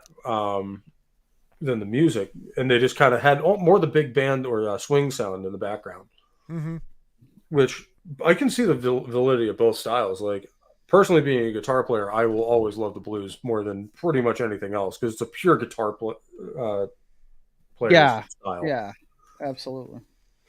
And No doubt. listen, Sam Cooke is one of the good. So you're obviously a Kenny Wayne Shepherd fan, who's from right here in Shreveport. God, yes, I love that dude. He's from here. His father was a DJ that we all listened to when we were young, listening to the rock and roll stations. But yeah, I mean, a lot of Shotgun Ken Shepherd is his father. That was his really? name on the radio. Yes. Okay. He's a talented kid, man. Yes, he's very talented. And it's not even like you have to dig really deep into his discography to figure out why. I mean, listen to Blue on Black once. Mm-hmm. Yeah. Yep. There's a reason why they compare that kid to what's my man's name with the wide brim hat? Stevie Ray Vaughan. Yeah, Stevie Ray. They another him a lot. really blues artist that we lost way too soon. Yeah, way too soon. Because he was just pure blues too, like that. And like that's the cool part with rock and roll is that there was multiple different kind of styles that all kind of fall under the umbrella of rock and roll. That are kind of separate from pop music of the time, because you did still have the singers like Frank Sinatra, Dean Martin, all that would have been considered like popular music at the time. Right. That again, the rock and roll artists were kind of rebelling against. It's funny how that theme keeps repeating in the cycle of rock music. Yeah, they were trying to blaze their own trail, man. They really were. Yep. Well, and that was kind of what people identified with the whole genre, even way back in the early 50s, was people just doing something different. Mm-hmm. And doing things for that reason of just doing something that wasn't what somebody else had already done and wasn't the established way of doing things. It's just, what if we did this instead? Because it might sound good. Right. And you end up creating this genre of music and incorporating other things from other people that kind of smashes together and creates something wholly different and wholly unique. And it took not just America, but the world by storm. Yep. Where, I mean, from the 60s on into the 90s, like pretty much all of Western Europe and most of the civilized world was listening to rock and roll, wearing American blue jeans, and basically trying to emulate our culture as much as possible. And our music had a lot to do with it. Mm-hmm. And right about this time, the late 50s, early 60s, when the Cold War really starts heating up, is when you start seeing things like pirate radio in West Germany, where we were basically using Western music, especially rock and roll, as a psyop. Yeah. Against the Soviets. Yeah. Get the kids moving and grooving. Absolutely. And divide them from within. It's a propaganda piece, right? It created this huge underground music scene in East Germany and a lot of other border states. And even in Russia itself. Like, you had a lot of these underground clubs and stuff where they'd start playing Western music. I mean, they couldn't do it like we would. They didn't really have electric guitars and stuff like that. Or they did, but it wasn't common. Mm-hmm. And God knows you wouldn't want to get caught playing it because, that's a bad day. Yeah, you weren't in America. No. Mm-hmm. We're talking Germany, Russia. Ooh, yeah. You get thrown in the tank and you wouldn't come out. Yeah. It's like, the East Germans, so not the fun Germany. No, not at all. And those kids were like, risking their lives for music. Yeah. Yeah. And I think that had something to do with too, like the changing culture in Germany, especially, and a lot of the influence of Western culture, especially Western music and clothing and stuff like that, are kind of what triggered a lot of East Germans to start moving to West Germany. Mm-hmm. Because this is before the wall went up, and this is one of the reasons the wall did eventually go up in Berlin, was because, I mean, the East Zone was communist and all that, and wasn't doing all that well. A lot of the work and stuff like that was in the Western Zone. You couldn't really get a job east of there, so you had to commute into West Germany to get it anyway. So people were leaving that state or that side of the country in the tens of thousands a year, essentially. Mm-hmm. And the communist government of East Germany and the Soviet Union kind of panicked a little bit. And then in 1961, you would have the wall go up in Berlin. Right. And the way they did that was really kind of horrifying in a way, where they didn't tell anyone this was happening. So there were people who went to work in the morning in West Germany. Like, you left your house in the East Zone and, kissed your wife and kids goodbye and went to work. And then during the day, you would come home from work and there was a military checkpoint. So and you were not allowed to cross back into East Germany. Wow, man. That's so messed up. A lot of families were separated that day and didn't see each other again for another 40 years. Yeah. Yeah. That's until so 1989. Crazy. So crazy. I apologize. I got to bounce, buddy. Yeah, absolutely, man. And thank you I for stayed being a little here, longer than I thought I would, so I'm happy. We'll do it again. Thank you for being here, man. And we'll go more into the UK scene in the 50s and going into the British invasion in the 60s next time, which I know you're a huge fan of. So. Yep, I am. Next week, though, I'm going back to my show. You guys, both of you guys are invited. We're doing 1964, the Beatles. So just 64. Because that's our show. We when you're talking to a band like the Beatles and so much has been recorded about them, you can fill an entire live stream. You can do an entire show about one album. Are you kidding me? Yeah, I know, man. There is so much Beatles lore out there. It's not even funny, man. We're wondering if we're going to get through 64 because I mean, you're talking to a band that did 21 studio albums in 7 years. Yeah, it's insane. It's insane. But thank you for having me, man. I'll see you. If Joe, you're more than welcome to come on too. Yes, sir. I'll add you guys. Well, not Pope because he doesn't have Twitter. You have Twitter though, right, Joe? Yes, I do. I am Joe's Atmosphere on every social media out there. Okay, I will add you to our Beatles thing. All right, man. For sure. Later, guys. Take care. Good to see you, Scott. Later, buddy. Bye. Thank you, Pope. Absolutely. Yeah, I knew you weren't going to finish the entire history of rock. Oh no! I mean, once I really started doing the research into this, I'm like, oh, I mean, when you sent me that message, I was like, yeah, you're not. We spent an hour and 15 minutes, and we're just getting to 1960, and that's because I kind of sped it up a little bit because I knew Scott only had like an hour or so. Yeah. And holy shit, we are talking a complex subject. Like I spent the first 20 minutes of this stream kind of just talking about the origin of the music itself. How about the origin of the music itself? How it came from the African American scene. Basically, I mean, some people don't like to admit that, but I'm telling you, just look at Elvis. All he was doing was covering R&B music. That's all he was, and that's the only reason Sun Records needed him. Yeah, exactly. But getting back to what you were talking about before Scott had it out, if you want to talk about its influence, this American genre of music, and it was American, where it started. Okay. I mean, you're talking on and on about the wall and Germany. What about what it did to Japan? They were still listening to 50s and 60s rock and roll all the way up until the 80s when I was in the military, man. Yeah. I'm telling you that I don't think any country was influenced as much by rock and roll music as Japan was. I mean, Japan became like more Western than the West. Yes. In some ways, like they emulated us in every way possible. Yep.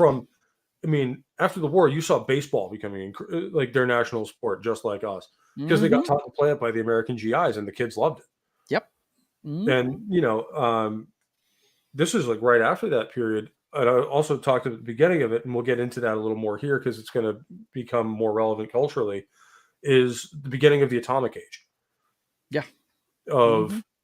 It became more so towards the 60s with the development of ICBMs and things like that, where like this kind of musical and cultural renaissance in America was really interesting because it was underpinned by this sense of impending doom.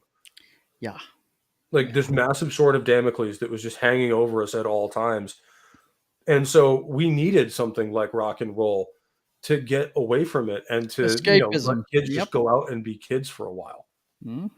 And it was a massive escape and a massive, just like, way to get away from all that, which played into the popularity of it.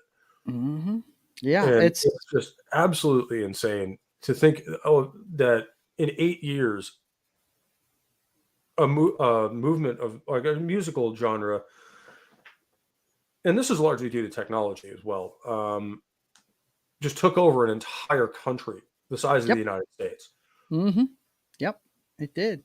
And there were forces against it. That's for There's a sure. lot of forces There was a against it. lot of forces against it. But man, the you look at the economy of it. I mean, just look at I'm sure you've heard of the term payola before. Oh What yeah, went on that became in well. the That was music one of the scene? things that almost killed That's it. how you got your music played on the radio or in a prevalent way. I mean, and a lot of those systems over time, the cracks were, the chinks were in the armor a long time ago, and they fell by the wayside. But at this time, yeah, it became an economic huge thing. It was a huge Yeah, like industry. this is when the music industry, as we Hmm. know it, really Music got its industry. start. Yes, Like, absolutely. yeah, like people sold records, and there were record labels and companies before this, but the advent of mainstream radio and television and the jukebox Yep. were like the three things that like made this a profitable endeavor for the whole thing. But I'll be right back. Joe, why don't you introduce yourself to the chat? You haven't been on here in a while. Nope. Well, I have not been on here in a while, and I I see will some go right people back. that I know very well. Um, yeah, my name is Joe. You know me as Joe's Atmosphere. Uh, Pope asked me to come in tonight on this history of rock and roll show, and I had my own show, so I showed up a little bit late. But I love this subject. My father, as I said earlier, he was in the Air Force. He was in the military, but when he retired in the Virginia area, and he had his own record store. He went into business for himself, doing the thing he loves more than anything. When I was growing up, we had, I want to say, about 800 albums, all of them 70s rock and roll, in a cabinet in our living room. And in a closet in the hallway, we had another, uh, about, I want to say, about 700 albums, all of it 50s and 60s rock and roll, all the stuff we're talking about. My dad had all of it. There was not a Saturday that I did not go to Stan the Record Man, Stan's Record Shop. That's where we went on the weekends. And my dad got at least one or two albums. Of course, you got to remember when I was a kid in the 70s, they were only like $5 a piece. They weren't that expensive. And Dad always come home with something. My favorite record store we went to was a place called Suto Records. It stands for Something Out of the Ordinary. And when you walked in there, it was like walking into Gandalf's record shop, because they had these two huge speakers that were carved out of tree stumps. And they were gorgeous, man. They were fantastic looking speakers. So yeah, I've been around a lot of this stuff. One of these days, Pope, what I've got to do is I've got to get my dad to get on one of these things. And you want to talk about somebody Absolutely. that knows the stories, man. But I just don't know if he'd get on camera. I might be able to talk him into getting on with a avatar or something, but he's got a voice for radio. He did it for years. You know what I I was mean? gonna say, as an old Yeah. DJ, he like as long as he's not showing his face, he's right at home. Right. Right. Exactly. Put Yeah. him in a For record, put sure. him in his old recording booth or whatever. It's like, oh yeah, this is that Right. thing. There you go. Yeah. And you know what? It's funny, guys. He I got a copy of it whenever I was setting up my 30th class reunion, which this year we're planning my 40th. God, I'm getting old at too fast a rate. But anyway, about a decade ago, at my brother's wedding, he had given him a gift. And what it was is, ever since, I want to say, the turn of the century, he's been taking his computer and converting all of his vinyl collection into MP3s and MP4s. That's Awesome. that's what he does, right? I've got a hard drive over here that, just to give you an idea what's on it, you know how DJs are. They've got everything categorized: A, rock and pop, A, gospel, I mean, there's all kinds of genres he's got on there, jazz, all this other stuff. Well, And it's all done I had to alphabetically, organize right? my Spotify playlist by band because Yeah, I can't even right. keep track of it all anymore. So, just to give you an idea what's on this thing, under the B file, there's one called it's marked Billboard Top 100. You open it up, and I don't have it hooked up right now, but I've got it isolated so it doesn't get messed up, But it's got every Billboard Top 100, the years 1959 through 2004, I think. Yeah. That's one file that's on there. Okay, That's insane. that's one. When you think of the sheer number of, and it's already sorted for you, 1 to 100. I could fire it up right now and tell you what the number one song was the year you were born. When you think about it, like the sheer number of songs that is. Yeah, it's and it wasn't even completed when I got it. He's still doing it. I'm telling you, he's got out the back of his house. He's got a 2-story prefab little building that's climate controlled, that has his mobile DJ outfit. He still plays parties if people want him to, because he's got such a huge music collection. Yeah. And upstairs, it's his autograph collection. He's got a huge autograph collection. I've got some of it here as wedding presents from when I got married. And downstairs, it's all his vinyl, man. And awesome. He keeps it climate controlled so it won't get messed up, But it's a lot of stuff. I want to say that thing's got over 19,000 music files on it. Wouldn't surprise ridiculous. me. I mean, I am what I would consider a fairly mid-range collector of, a lot of this music in terms of stuff I actually own. And I'd say mine's probably 6,000 or 7,000. Mm-hmm.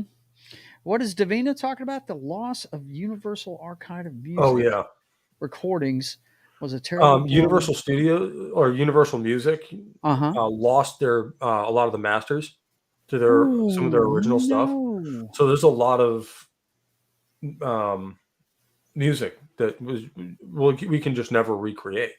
Wow, that sucks. It's like, in the 40s, a lot of Hollywood, a couple of Hollywood studios had a big fire and lost the original tapes for some of these older movies, which some of us was a good. Well, some of that was probably a good thing, but movies. It's never a good thing. It's never a good thing to lose history. Okay, even if it's bad history, it'll teach you not to do that again. Like, we lost that movie. Oh, that's a shame. Nobody can remember that shit box production that we made. Just because I wanted to make sure I wasn't full of it. Unless they're lying in the Buddy Holly story, an actor named Paul Mooney plays Sam Cooke, and that's the night they play the Apollo. So unless they don't know what they're talking about in that movie, then Sam Cooke was the guy that helped get him into the Apollo. Yeah. No, and it's crazy how small that community, kind of like when you listen to interviews from like the 70s and 80s, the metal community, where they all knew each other. They were all they all toured together. Yeah. Now the tours that they did in the 50s and into the 60s as well, it was labels doing the bill. Okay, it was the label that was putting it on, and they traveled together. These guys all traveled together, partied together, played cards together and stuff like that. I mean, they were all friends, man. And Davina, you're absolutely right. A lot of the music that we find on YouTube is people's home recordings, especially the really cool stuff to find is stuff like Pantera's first records that you can't just buy anymore. Mm-hmm. You have to find an old physical copy of it. And a lot of people have digitized all that and put it up here. And long may that continue. At least as long as YouTube doesn't start striking the videos like assholes. Right. Rumble is another one. I want to create that culture on Rumble as well. So that way we have another competitor to it. So if something does go away like that. Are you going out on Rumble with this show or not live? I have it to auto sync. I'll have to figure out how to record or how to stream live on Rumble. as Yeah, well. it's I don't have enough followers for it yet. Like I I said, have they've just changed. enough, but I just Yeah, can't. I haven't had the time to sit down and make it work. yeah, and So from what I'm gathering, it's kind of a headache. You have to jump through a few hoops to get it done. it But you know, it can be, we but need to try and promote that. Not to get off on a tangent, guys. Sorry about that, but yeah, we need to promote that platform for well, sure. it's kind of all related in a way because a lot of Mhm. the early rock artists had to find ways around the censorship and stuff like Yes, this, they which did. is exactly what we're doing. Hmm. And the fight against censorious retards everywhere continues unabated Yes, until this day. It will never be lost or won. that's right. It's funny, the more things change, the more they say the same. I mean, back when these guys were making music, uh, Buddy Holly just wasn't given the keys. He had to fight for the right to friggin' to produce his own music. I mean, they Oh yeah, didn't. They wanted to make him a country act. They wanted to make his music country, and he just was not going to let it happen, man. which You it had know, elements of country yeah, he certainly, but did. it wasn't a country artist really. Right, but he didn't want to get locked down to anything. Yeah, he just wanted to play the music he wanted to play, which That's it. kind of is like the rallying cry of all rock artists throughout the ages That's is it. I just want to play what I want to play, That's it. which Let is your why freak no two flag rock bands fly. really sound alike But as long the as reason they're why I said that original. that they had studio musicians and stuff, and nowadays the studio musicians are the programmers that Yep. do the stuff. They still create artists. They'll say, okay, we're going to put you with this band, and you're going to play. And this is and sometimes it take off, sometimes it wouldn't. But one of the great movies about that's that. The what is it, the little thing you do or something like that Tom Hanks did. That thing That you is one do, of the brilliant best movie. I love it, movies about the and one of the best music fake industry bands of all around the time. 60s. It really is. That is one of the most The fantastic crazy movies part about is that. people forget just what an achievement that is to create a fake band that never existed with a song Mhm. that never existed. Right. That sounds like it came straight out of 1965. Yeah. Yeah, it Like it does. And the it's reason why I nuts. say it's great, it's a really good representation of the music business at that time. Look, we're giving you an opportunity. Now you want to throw your nuts around, we'll chop them off for you, but here's your opportunity. Go make the most of it. You know what I mean? And I mean, if Davina, you've I know seen the that's movie, you know what I'm talking yeah. about. And Davina, I know Um, that story well. My dad actually went to high school with Brad Delp, the singer from Boston, and that was really cool. That nobody wanted to sign them. Like mm, they had to shop around um the album concept for their first album to a bunch of people. Nobody wanted it, so they recorded it themselves.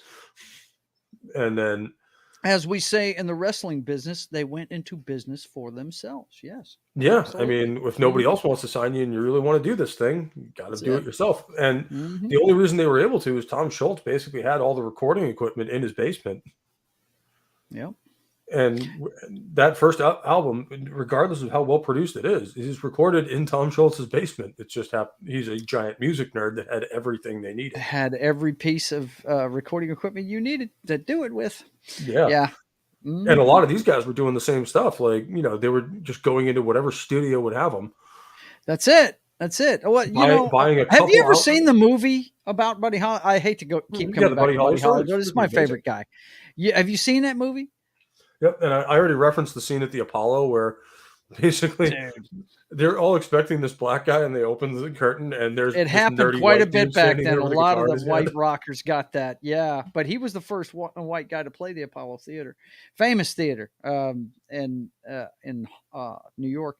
And wow, dude, something else, Well, something because at else. the time in the 50s, that was black music. And this Yes. was a time in American history when those were different things. Hmm. And Yep. I brought this up at the beginning, and your dad would be a perfect representation of this. This is the first time a lot of white Americans have heard black music outside of the inner city. Hmm. Like, if you lived in New Orleans or St. Louis, like, yeah, you had a couple of like You jazz probably bars heard and it. Yeah. stuff and Hmm. honky tonks that you could go and hear this music live, but that was it. Hmm. And a Yep. lot of these guys were never even recorded, let alone um, able to distribute their music nationwide. Hmm. But this was the first time that most white Americans got to interact with that culture at all. Yep. and it was a And when completely it took new. off, boy, everybody wanted a piece of pie. They were looking for folks that could play this kind of music. Well, You know and what in I mean? typical corporate fashion, a lot of the record industry and a lot of mainstream media hated it right up until they saw how much money was involved, and then they were all on board. Man, I tell you what, man, it kept that same, rockabilly type flavor right up until around the Vietnam era, and that's when it started to change. Well, and that's going to be part three, I think, of this. I'm trying to chunk it Hmm. up into reasonable size blocks, so we're not here Right, all day, and right. we can drill down fairly in depth on the stuff that really matters. I think the Hmm. next one is going to be from the mid '50s to the early or to the mid '60s Hmm. on the other side of the pond, because there was a new musical genre brewing at that point, and we'll get into it a little bit here. Hmm. You got to Um, save most of it for sporting, though. oh, I That's for do, sure. I Yeah, do, because you promised him you would. well, not only that, so his shows are where I got some of this information. So, Right. I imagine, man. so if I'm wrong, I can blame him. I mean, what? Hmm. Well, it's the Beatles. I mean, that nobody had seen anything like those guys Yeah, before. and the cool part was almost at the same time it was evolving in the United States, it was also having an impact in England, Hmm. Oh especially yeah. because you had all these rock bands popping up in like 56, 57 that Hmm. were like, 15, 16-year-old kids. Yep. And And oh, go ahead. Go ahead. when you look at it, that's really incredible and that's really the first time that's ever happened, is that you had a musical genre across an ocean that was causing impacts less than 6 months later in a music scene and a culture that was completely different. Yep. Yep. And yet the English took to it like a fish out of water. Like they took the ideas that American rock was starting, and American blues especially, and just ran with it. Hmm. Yeah, they did. It's just I think about the impact that the Beatles had on the world, uh, and a lot of people forget they started in the '50s, right along with the rest of these American guys. Yeah, we'll get into it a little bit here, and then we'll reiterate next week when we really start digging into that side of the Atlantic. But in 1956, a band came out in Liverpool named the Quarrymen that were Hmm. playing a lot of rock and roll type stuff. They didn't. I think they called it skiffle at first, and then rock and roll kind of became the name for it. And then that band would, through a few lineup changes, turn into the Beatles by 1962. Yep. And like the fact that basically these early American artists influenced a band like the Beatles to the point where they basically created this entire musical movement in another country must have been mind blowing to them too. Yeah. I mean, look, man, you're talking about the perfect storm, though. I mean, just Well, look at the yeah, lineup. The two guys at the front of the line there, you know, Paul McCartney and John Lennon are two of the greatest musical minds ever on planet Earth. And they were yeah, both in the I'd same put band George together. Harrison in there as well. He's a hell of a guitar Yeah, player and a George good Harrison. writer. Yeah, he was good. Yeah. I mean, Ringo was added after Pete Best, got decided to go in his own way. But Well, he didn't decide to go his own way. The record label decided they didn't want yeah, him, yeah, they didn't want him. and we'll get into that. But Right. I don't really know the lore of Pete Best. I just remember he was the original I, drummer. I just love that quote. That quote when somebody asked him if Ringo was the best drummer in the world, and I think it was Paul just looks at him and goes, "He's not even the best drummer in the band." That's awesome. But these guys and like I said, I don't want to get too deep off into it because I know you got to save a lot of it for you, bud. But they were it's hard to describe what they did because they were the first boy band. I can tell you that because girls went nuts for these dudes, And just again, like they were going nuts for almost Elvis in the organically in States. England, you had the same thing happen that did in America, Hmm. where you had a lot more poppy rock bands like Bill Haley and the Comets and all those, Hmm. like where they were more on the pop and doo wop side of things. And then Yep. you had the really out there guys like Chuck Berry, Elvis, freaking Little Richard, Little Richard. Yep. Jerry Lee Lewis. They were skirting the line of almost pornography and sound. Yeah, of like of straight up getting banned. Yes. And speaking of banning, here's a guy that probably should get banned off the internet, but we keep inviting him on shows anyway. Here's that 70s rock fan. How's it going, no, dude? not that guy. You Not can't. that guy. You can't stop the rock. No, you Stop can't. the rock ever, man. Can't stop the rock. And it's a really good segue for you, 70s, because we were just talking about the beginnings of the musical style that would become the British invasion in the 60s. Yeah, is that Alan origins of Freed that. there? Is that Alan Freed? Yeah, Yep. he tends to keep pictures up. I do. asked him if when I This first is came the last on. slide I have because I my didn't know show. how far we were going to get, but Yeah. So what have you done? Let's start from the beginning again. I went through, we'll just do the whole show over again. It's fine. Right. I I keep harping on Buddy Holly with him because he's my Yep. hero. So Well, and I that's keep- kind I of keep like bringing the him up. last major event before 1960 in the U.S. was unfortunately the loss of Ritchie Valens, Yeah. Buddy Holly, and the Big Bopper. Big Bopper. Yeah. Mhm. Yeah, A that was DJ. bad one. That was another The d- DJ. We've the been talking day a lot that- about the influence of the DJs on the rock scene. The and he day was the one of them. music died, according to American Don McLean. That's what Don the McLean. American Pie was Yep. about. Yeah, The death of and Buddy Holly. The crazy part was Scott brought up the fact that Ritchie Valens was only 17 when he died, That's I know. insane. and he was That's already insane. that talented.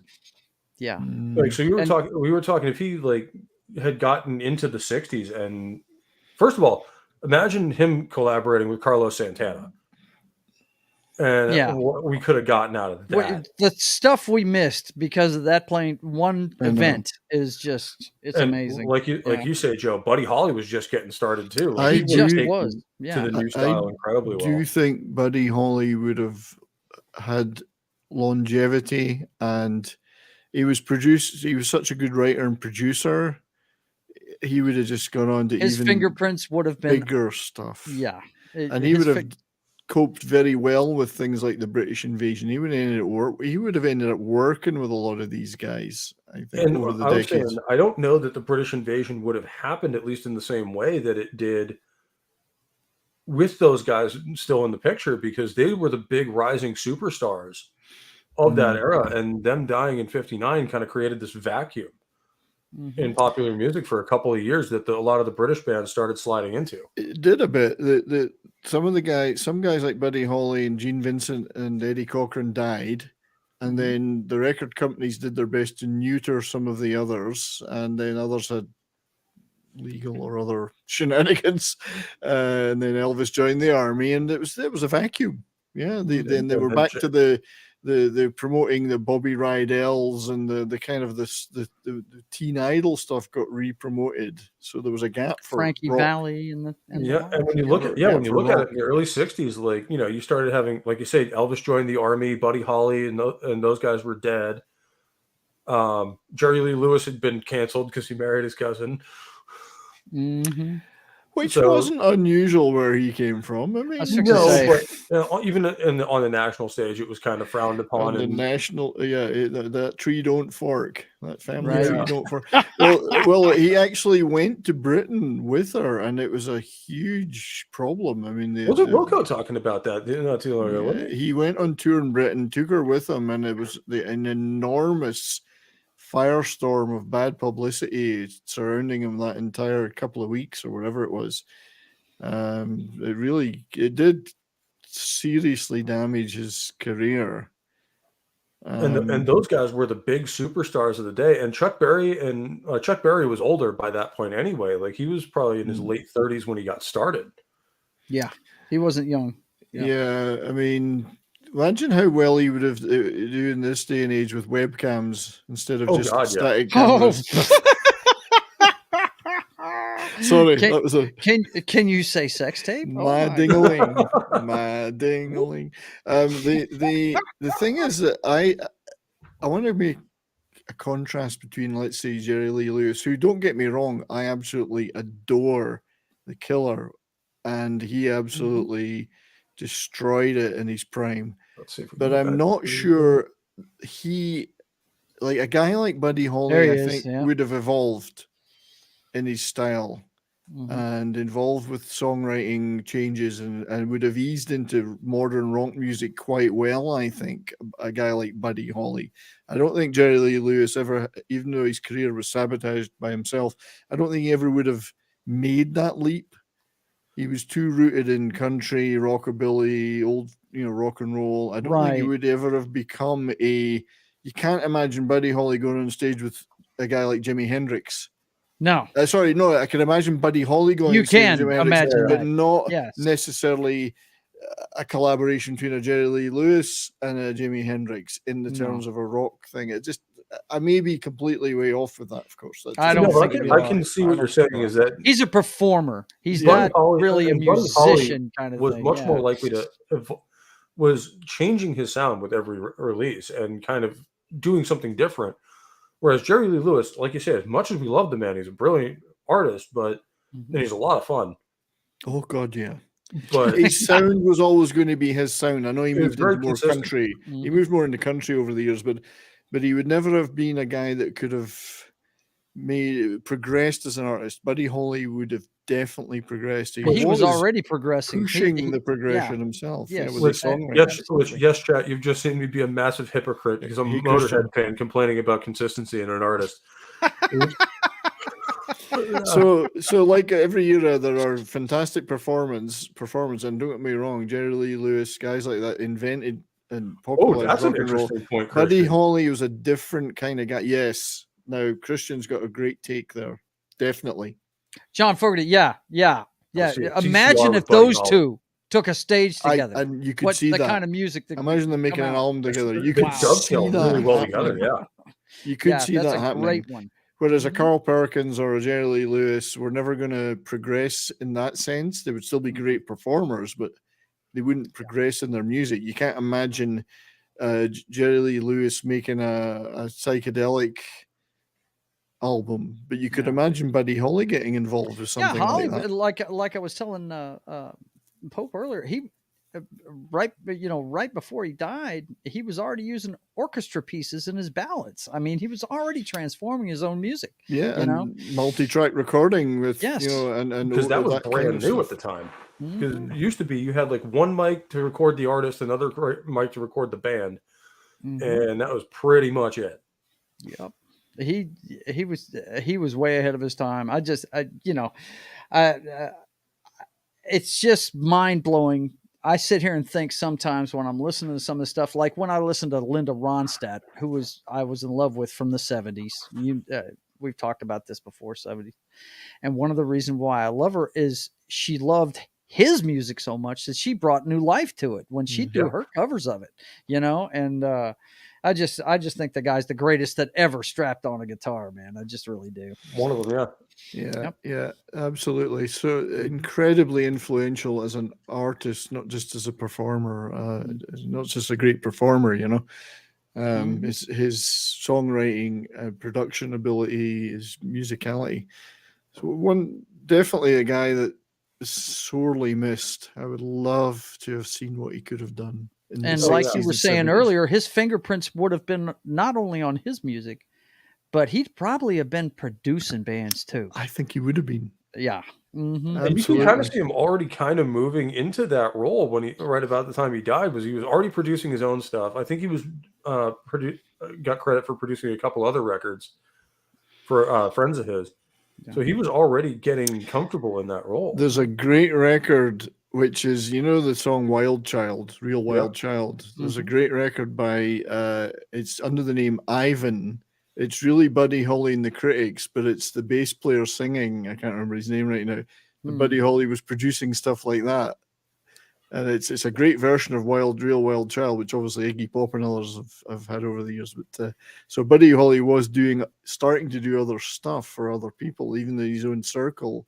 He would have definitely widened that out. Imagine him bringing on imagine him working with like ZZ Top. They're Texans, all Texans, Buddy Holly producing ZZ Top. That would be interesting, especially because they're all Texans. Yeah, they're all Texans. I mean, there's or working with a guy like Steve Miller or Boz Scaggs, who are Texans as well. And Boz You're gonna make me melt into my seat now, man. Yeah, oh my god! I could very much see those kind of collaborations coming. You said Steve Miller. Oh, I did say Steve Miller. I've seen And then Steve maybe Miller if live. if He's we get up great. into the 70s, he might have been working with a very young Stevie Ray Vaughan. Yeah, I mean, he could have been that influential. He could have become a major producer, I think, and as well as an artist, still continuing to be an artist in his own right. But hey, who knows? It was taken from us. Yeah. Yeah. Never travel in So small this planes, void as somebody ends up said. getting Davina. filled by the British invasion, which is, it wasn't just the Beatles. So you guys tell me who it was, because I'm not that Beatles, knowledgeable Dave about that. Clark 5. There Dave you Clark go. 5 actually predates the Beatles by a little bit over here They anyway. actually had as many hits in the first year or two as the Beatles did. Dave Clark 5, the Hollies, the Searchers, Jerry and the Pacemakers, and then of course you got the Stones, the Kinks, the Who. Just band after band. It was like a wave after wave of landings on the beach. Yeah, and it was interesting in that the East Coast was leaning more towards the British stuff, while the West Coast was developing what would become like surf rock and like the Beach Boys and all that. And it's kind of absolutely, yeah. that's where you kind of see the Hispanic influence into rock and roll come in more. And I wish Paulie was here to talk about this, because he knows more about it than I ever will. But you have that like Chicano rock scene, like Scott brought up earlier with like Los Lobos and all that. Like this is where that all comes from. Now there's a band that I absolutely adore, and I've been lucky enough to see live a few times. Los Lobos. Yeah, definitely one of the greatest bands of all time, and an absolute melting pot of styles. Those are guys that are so good that they can do anything. Yeah, they can do rock, they can do folk, they can do traditional Hispanic and Latinx music. They can do Latinx. blues. They can do rock and roll. They can do it. Probably. Right. They absolutely can do it all, and that's because of the stew of influences they grew up with. And well, I said that at the beginning of this, that rock and roll itself is kind of it's a musical style that could only have come about at this point in America, because you have all of these different racial, social, cultural influences that are all coming together to kind of form this genre of music at this time in history, and would never have really gotten out of their local areas if it wasn't for the advent of radio, and especially the 45 record and the jukebox. Like, because all of a sudden what would have become like a fairly successful local movement musically, all of a sudden was getting played on radio stations across the country. Yeah, it's a very different set of influences from what you would have had in, let's say, Britain in the 1940s and 50s, which would be music hall, musicals, classical influences, folk. And it's a lot of stuff. There was what they were missing, of course, was the R&B, the soul, the blues element. And that's a uniquely American style. Yes. Like blues and jazz and soul. A bit of jazz, but only again as a reflection of what they'd heard from American. Yeah. And again, one thing America's always done well is take the cultural cues from basically everybody that shows up here and figure out what works within our system here, and incorporate it almost seamlessly into what we do. And that's kind of how rock comes to be, is they took a little bit of everybody's stuff, from country and western to blues to jazz to swing. They have two types of music, country and western. We have both, yes. Both kinds. Country and western. But the funny thing about that is, Pope, is that the America invented it, and the melting pot created rock and roll, but it was then taken and adopted and reflected back at them by the British acts. Yeah. Which was the bizarre thing. They took it and they said, we're going to run with this thing and we're going to do some stuff with it you haven't done. Yeah, right. I don't understand. Like, if this is what cultural appropriation comes out with, I don't understand why anyone's mad about it. Why shouldn't we love each other's cultures and use it and adopt it and love it and celebrate it? I've never understood this, so you're not allowed to do that. Right? If it's not Scottish, it's crap. It's bullshit. But that is absolute bullshit. Surely that's the way. Well, they used to say back in the day, this is the way we break down barriers. But I guess some people are more interested in putting barriers up now. Yeah, and I mean, we've been over this part of it, but it's really true that it kind of started the way towards the civil rights movement in America, in that it started breaking down those barriers between black and white America, because we really did have almost two countries. Teenagers. Yeah, you'd see black and white teenagers at a ballroom watching rock and roll acts, some of which were black, some of which were white, some of which were, as we've talked about, some which were Latino. or whatever. But it was the music united them, and that broke down barriers between those kids and teenagers. It was a wonderful It was thing. creating something. It's a wonderful really thing, and American. it's something that the authority really didn't like. No, they and did they not. tried to suppress it. And it's something every that turn became they could. uniquely American, and especially to people outside the U.S., identifiably American. Oh God, yeah. I mean, everyone wanted that in the world. Trust me, in the UK. I mean, I'm not as old as obviously the guys like the Beatles or whatever. I'm only 60, but I still grew up in an era when people desired American culture. It was the thing to aspire to. American music, American movies, American Throughout the entire TV. civilized world, even Japan, people were wanted Yeah, I it. reminded him about Japan and how they were and listen stuck to in the rock- 50s and and buying 60s blue jeans, forever. buying blue Yeah. jeans and listening to rock and roll. Like Yeah, it was desirable. It was something to be. It was exotic. It was something to be admired. That's why even up to the like Clash era, they were making songs about American rock and American culture and Cadillacs and whatever. Yeah. It was seen as exotic. And when you look at then- the early punk stuff, all it is 50s rock and roll that's more distorted and sped up. Mm. Like, You know music- what? The only discrimination we truly need is against those Irish people. That's the only one. we Hey, need. now. I don't know about all the Watch it Irish people, now. just you two. Watch it now. You're talking to a couple of people who have roots in Boston. I'm just now. thinking You of can't be Blazing. talking I'm about just the Irish. thinking of Blazing Saddles. Where we're all sitting Oh around. my It's God. like, right, well, okay, Not we'll even- have the Polish, But we'll not have the whatever, Irish. not the We Irish. won't take the Irish. All right, And the best part is the guy saying it has an Irish accent. too. that's right. Yeah, Yeah. the mix or whatever. If that's not one of the most Irish things possible, like we're just shitting on each other too. Christian Delorme is saying, "Ask 70s when the Blasters came out. I didn't know they were gay." Listen, Dave Alvin, I'm pretty sure Dave and Phil Alvin are not gay. But not that there's anything wrong with that, but Right. well, the Blasters really began in the mid to late 70s, and then hit the about 1980, 81, 82 started to hit it. There's another example of a great 60s surf rock feel to it. yeah, a great American band. They are exactly what if someone said, "Could you define Americana as a genre?" This thing called Americana, I'd say the Blasters. Yeah. Mm-hmm. Yeah, they do kind of a little bit of everything. They have some 50s style stuff. They have a lot of 60s like surf rock style. Yeah, rock and Stuff, roll, which is really rockabilly, Tex-Mex, Yep. even though they're Californian, but they've got all those styles in there, and they're so good at it. Yeah, they're good, and that's the thing. They play all of it well. Yeah, Yeah.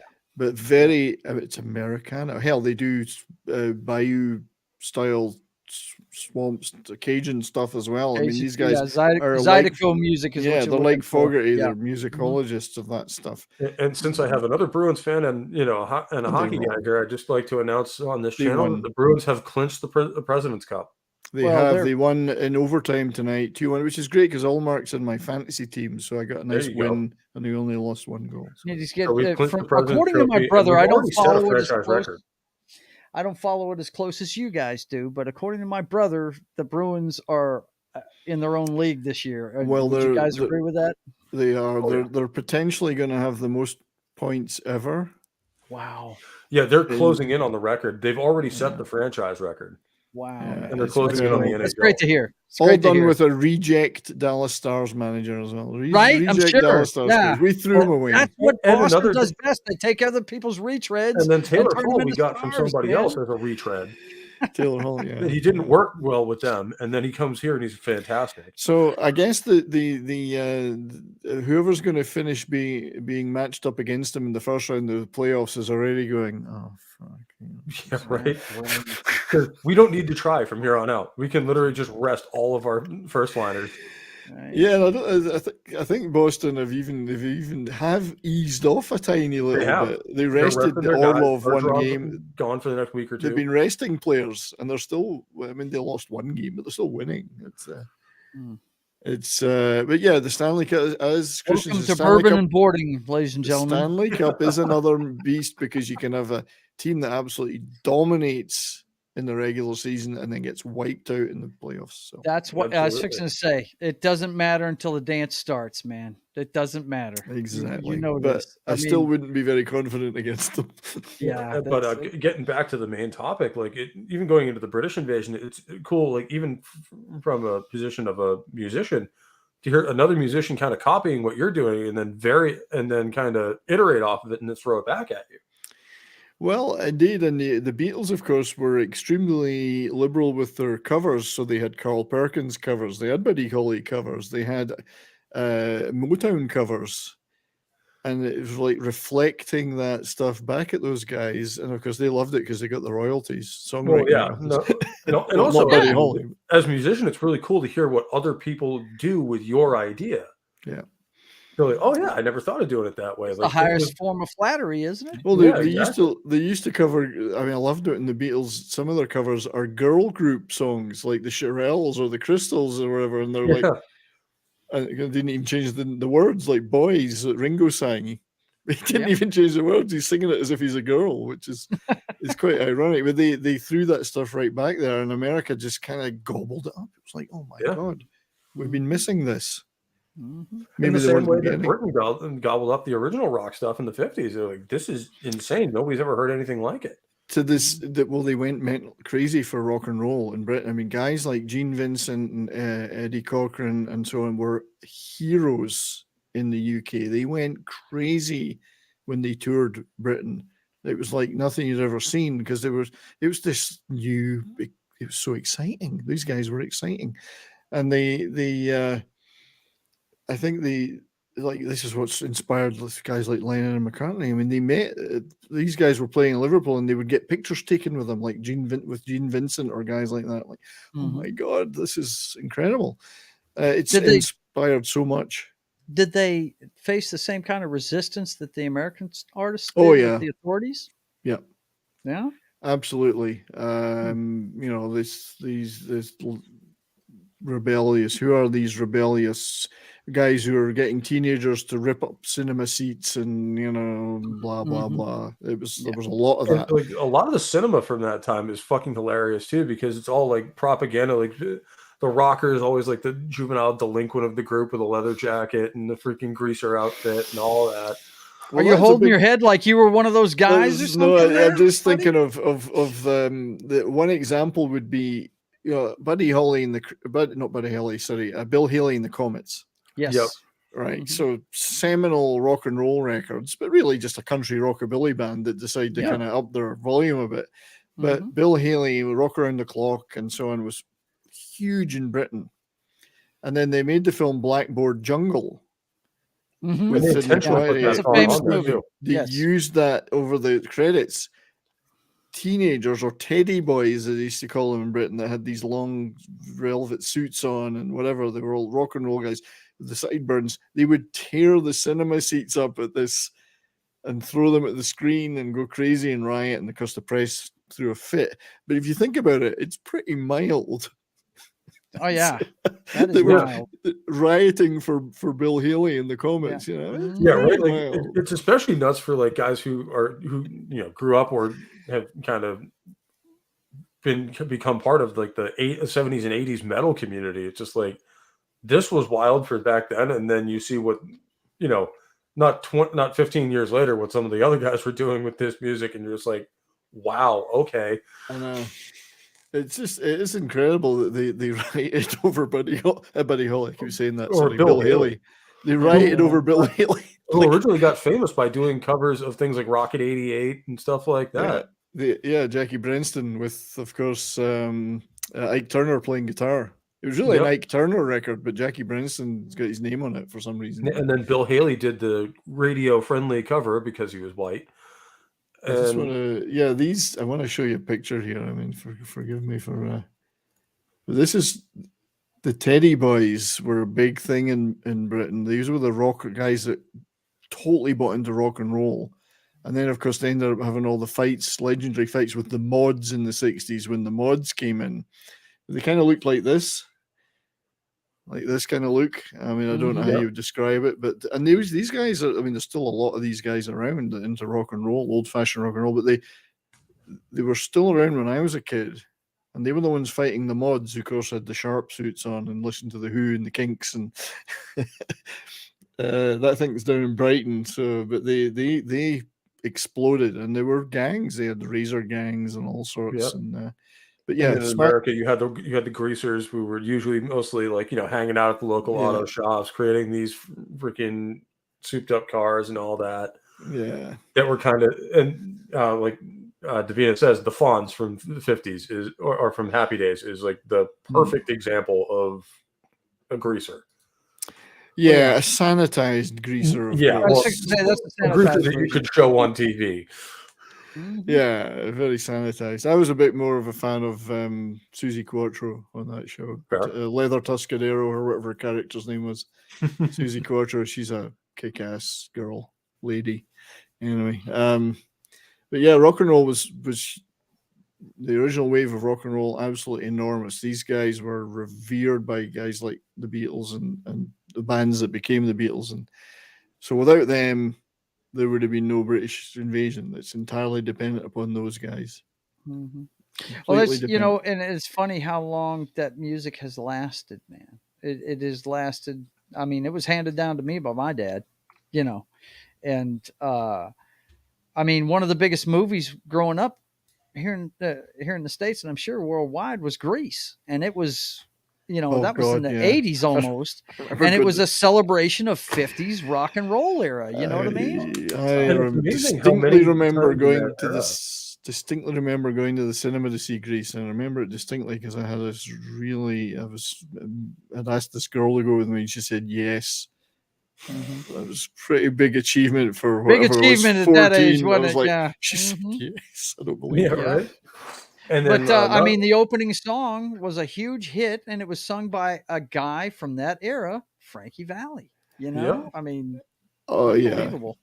Actually, I'm a big fan of Frankie Valli and the Four Seasons. They were possibly the closest American equivalent to a British invasion band in style. I know they came up more from a doo-wop and rock and roll thing, but they very quickly adapted and all through the 60s had a very great almost a pseudo British invasion sound, but with a sort of New Jersey spin in it, And then also in the doo-wop era, you had a very young man that would go on to be famous for a very different reason in Elf by the name of Ronnie James Dio. Yeah, well, that's right. His early stuff was right back to the 50s. He's got the I think Elf started in 59. Yeah, he's got he had the freaking pompadour and everything. It's hilarious. There's a great photo I want to show you here of this is pre-fame Beatles with Gene Vincent in the Cavern in Liverpool when Gene Vincent played there there was a rock and roll package tour. It was him and Eddie Cochran and others, and the Beatles were playing as a band by then, but they were like still not well known, and there they are hanging out with Gene.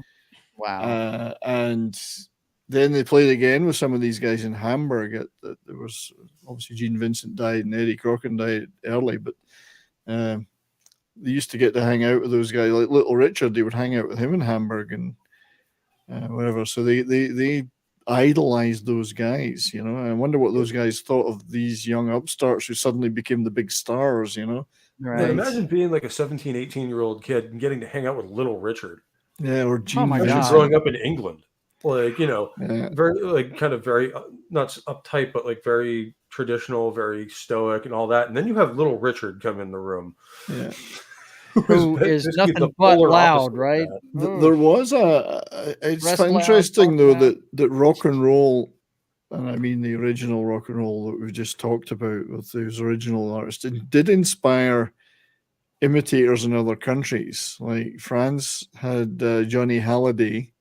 Yeah, who Mick Jones, a foreigner, played in his band for many years. And it's funny that a French artist would be trying to basically sound as American as possible. Like Frankie Halliday sounds like something that would come out of the 50s in America. Johnny Halliday is. Johnny Halliday. Sorry. And then Britain had a couple of guys. They had Cliff Richard, who was pretty soon moved into being every grandmother's favorite pop artist. But when he started, he was like, he had the first proper British rock and roll record, Move It, with Cliff Richard and the Shadows. Come on, pretty baby, let's move. And Okay. it was just killer. And then the Shadows had a career as Apache and stuff like that, instrumentals. But Cliff was Britain's answer to Elvis. I think they weren't asking the correct question, perhaps, if he was the answer. Hang on, I got to show you this. So they had their imitators. And the funny part to me was why Little Richard had to be so flamboyant and outgoing and stuff like that was basically in order to be able to play in the white clubs, they had to be as non-threatening as possible. So he tried to be the gayest person he possibly could. Yeah. Well, I mean, as we know, Tutti Frutti. I mean, what else could that be about? You know, Right. But yeah, I've got a picture of Britain's first proper rock and roll star, Cliff Richard, and this is actually a pretty good album. He's still going today. I think he's about I don't know, 88 or something, and he's like he was the Queen Mother's favorite artist kind of thing. You know? Really? Well, he became a born again Christian in the 60s, and he's always been a very strong Christian, although never married and lives with this guy that he's been known for 50 years. But anyway, you know, not that again, there's nothing wrong with that. But Cliff is like beloved. He's like, I don't know. But he said he's always got a Christmas hit, you know. He's that kind of guy. He did have a couple of hits in America. Devil Woman was a big hit in the 70s, and whatever, but he never quite cracked the American market. But he was the first rock and roller in Britain. There were others, but he's the one everyone remembers. So so I gotta give him credit. He did do something. He did try to do something, you know. And again, this is the first time in history we're seeing a global response to a genre of music, and I think so. Everybody have their own influence on it. Individuals may have been globally big, like Frank Sinatra or others, but I think as a movement, that was an individual star, or Bing Crosby. But as a movement, yes, absolutely. It's like by 1960, everybody in the world had heard of Elvis. Maybe except behind the Iron Curtain. Yeah, he was a worldwide. Oh, guy. they'd heard about him. They just weren't. They knew to hate him, but they heard of him. The ordinary people didn't. The Russian people craved Western rock. Well, music. we were talking about that a little earlier with, you know, regardless of how much the authorities in America may have hated rock and roll, we used it as a psyop against the Soviets fairly quickly. I mean, you couldn't buy Western rock music in Russia till the 80s. Really, it was underground. It was smuggled in from Eastern Europe, maybe, but you couldn't buy it. There was no such thing as it was basically you either got a record that was smuggled in from West Germany or someplace like that. Yeah. Or you had a tape recorder and recorded it off your radio. Yeah, they had these really, truly awful recordings. I used to record stuff off of the radio all the time, man. I did. The bootleg, as Davina said, they had a thriving bootleg scene, and they had underground bands that would play in basements or whatever, making Russian rock and roll. And it wasn't until, I know that Paul McCartney made a Russian album, what he called the Russian album. It had a Russian title. That was originally meant exclusively for sale in the Soviet Union, and they made a deal to sell it there. He did release it a year or two later in the West, but that was just for those guys. That was one of the first above ground rock and roll albums that was made. I think it was like 1987 or something. And when you talk about it being an underground thing, like these guys, like, yeah, you'd face social criticism and maybe some financial hardship and stuff like that for playing rock and roll in the 50s in the US. But if you got caught playing stuff like this in the Soviet Union, especially an American style, you'd be going to the freaking gulag if you ever came out. Yeah. Like they took that shit very seriously, and these guys were risking life and limb going to a show. And I don't think they needed rock and roll. They had that guy that does the tra-la-la-la song. You know? Still one of the greatest songs ever made in history. I'm not sure about, definitely in China, because of Mao, you would have been executed on the spot if you'd had a Beatles just for album. owning it. Yeah. Just for owning it, yeah. Yeah.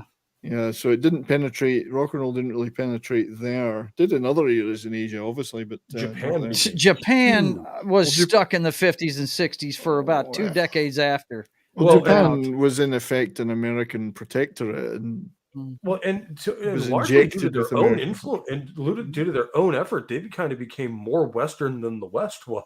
In Well, some they areas. adopted baseball and rock and roll and Yep. whatever, started building cars like the Americans did. Mm. I mean, when you look at the the early '70s Celicas, it looks like a little mini Mustang. Mm.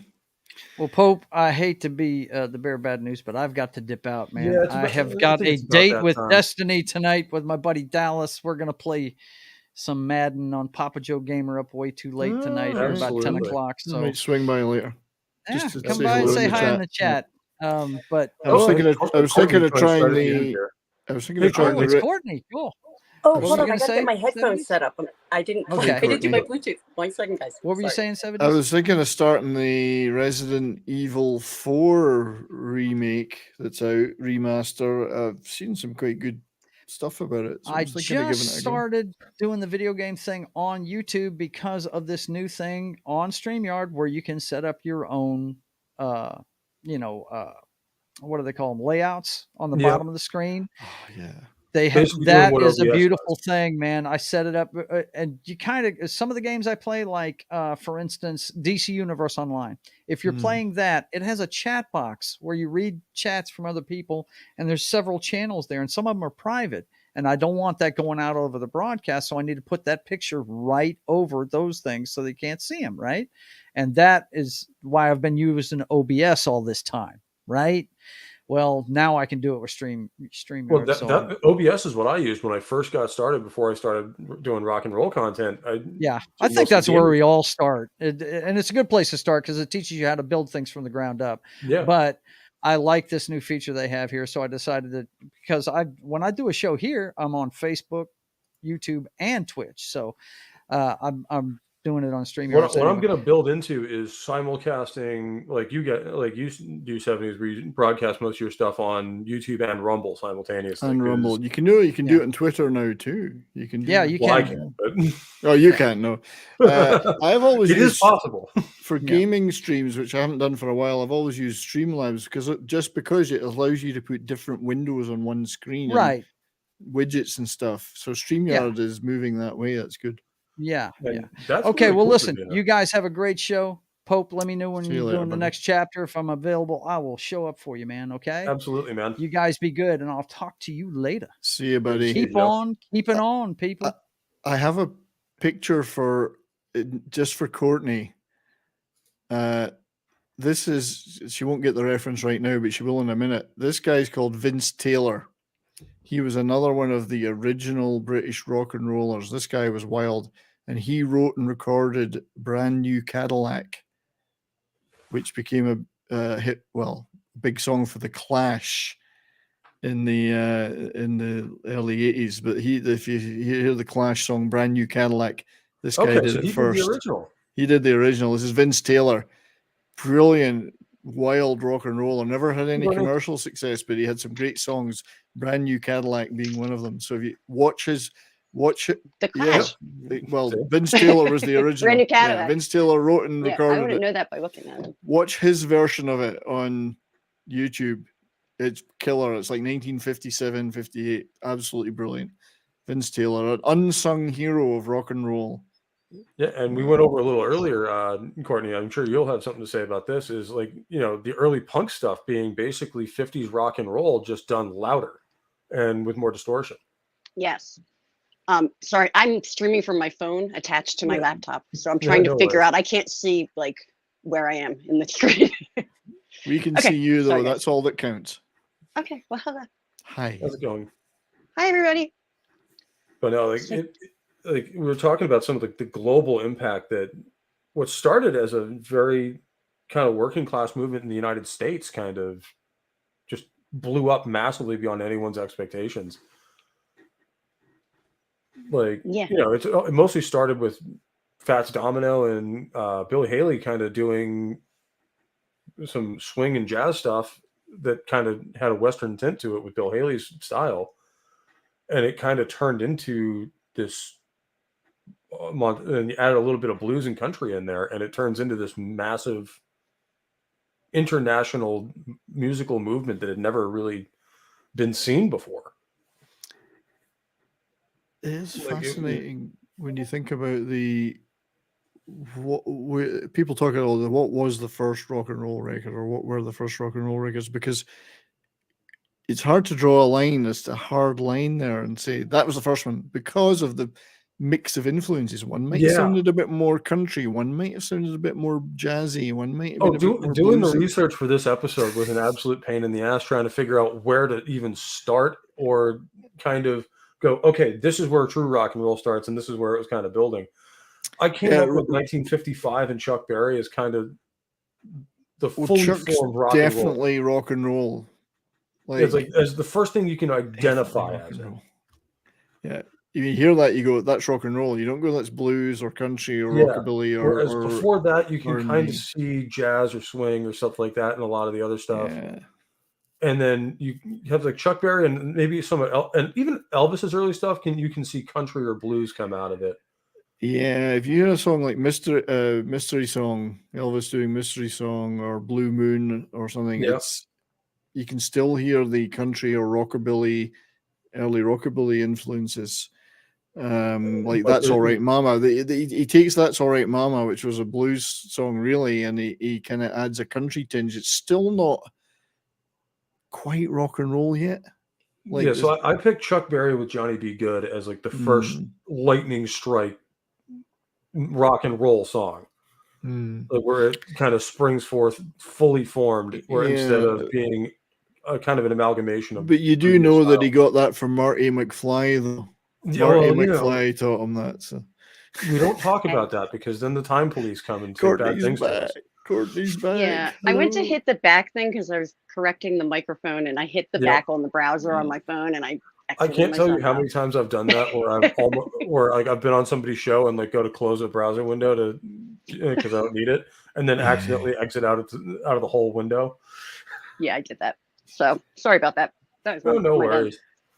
But no, like we were saying, like it's insane to see that this for the first time in history, the entire West really kind of got a window into what had been a Black American style of music that wasn't even allowed to be played in most places. Like, because before 1950 or so, you would never have heard this stuff, because it would have been improper to play Black artists on mainstream radio. We did mention Rocket 88. I mean, a lot of people cite that as being the first proper rock and roll record. I can see that. I can see arguments for that. It does have the sound. It does. I mean, I don't have I think I would probably settle more as used to do on Chuck Berry, but there is a case could be made for Rocket 88. So, yeah, and I think it depends on which version you're going with too. Like certainly Ike Turner's and Jackie Brenston's version has more rock and roll to it than Bill Haley's cover of it that people first heard. You can still hear a bit of swing type sound in Rocket 88, though. Yeah, saxophones and piano and stuff. It's not guitar based. They hadn't quite lost the big band sound yet. Yeah, it's got that kind of Louis Prima jazzy. It's not quite yet. It's not that guitar-driven thing. I don't know how I can't describe it. It's weird. I just if you look at a lot of the early rock and roll stuff, and even some of Little Richard stuff, the electric guitar was not very heavily featured on it, and the electric bass not at all. Saxophones and pianos were much more seen as the instruments, and a stand-up bass instead of an electric bass guitar. Because electric guitar still was relatively young, and the amplification technology still wasn't that great. I mean, I know you'd had the what's the gentleman's name that did all the overdubbing in the 40s with the electric guitar? My God, Les Paul. I was thinking guitar, Les Paul. That's it. So but then I mean that stuff certainly wasn't rock and roll, but it still was in its infancy as an instrument. Yeah, think electric. I mean, when you look at it, the Fender, I mean, Gibson had just started doing like ES55s and the Les Paul, and only till like 57, 58, or actually 58 was when they created, the Flying V and the Explorer. And Yeah. on the Fender side of things, you had the Telecaster and the Stratocaster, and that was basically it. Yeah, so And then the to Fender me, Jazzmaster bass came in way later in the 50s, into the early 60s, I think. yeah, and that's why you had two of the prime exponents of early rock and roll, were Little Richard and Jerry Lee Lewis were pianists. That was still the instrument of choice of a lot of these guys. Well, yeah, because it's what they knew how to play too. Well, It's pretty hard to piano, hang you around can your do both neck. parts. Sorry to interrupt. Sorry, Piano, you Courtney. can do the bass and the treble part. So Yeah. piano Hard is to hang around your neck though. Very Get up true. and look Until the cool. 80s Yeah, I with know. the guitar. I was just going to say that. Yeah, but Don't forget yeah, about there's the a number guitar. of candidates. I mean, Bill Haley and Rock Around the Clock. In fact, earlier he had some earlier songs, but to me, they're still very leaning a lot on country and rockabilly cat sounds rather than bringing in too much of the R&B and blues influence, which really you need to get a full-on rock and roll sound. And I brought it up at the beginning of this because I found this out during the research. I didn't realize that Rock Around the Clock was originally a B-side. It was? Yeah, it was Yeah. a B-side. The single I didn't version of know it was that. a B-side. No, It was I a should song. know I don't that. even remember the title of the song because no one ever cared about it. Well, I mean, I then- was alive when it came out. No, I'm just kidding. I wasn't that old. I don't. I didn't know that. Yeah. That's hilarious though. Like one of the most iconic songs in 50s rock and roll was a B-side. I just think it's really cool that Bill Haley, who was like kind of the struggling rock country artist, was hip enough to realize that something was coming and adopt And kind of get in on it. get in it. I mean, you could tell he wasn't a youngster. But even in Rock Around the Clock, you can still hear that big band sound from the 40s in a lot of the stylings of it, that swing sound. And the of course stand-up bass still on most of those records. Well, even into Buddy Holly and the Crickets used the stand-up bass for most of their stuff. Courtney, I wish I learned stand-up. Well, I was going to say, can you play a stand-up bass? I mean, I fiddled around on it in high school. Fiddle. Yeah.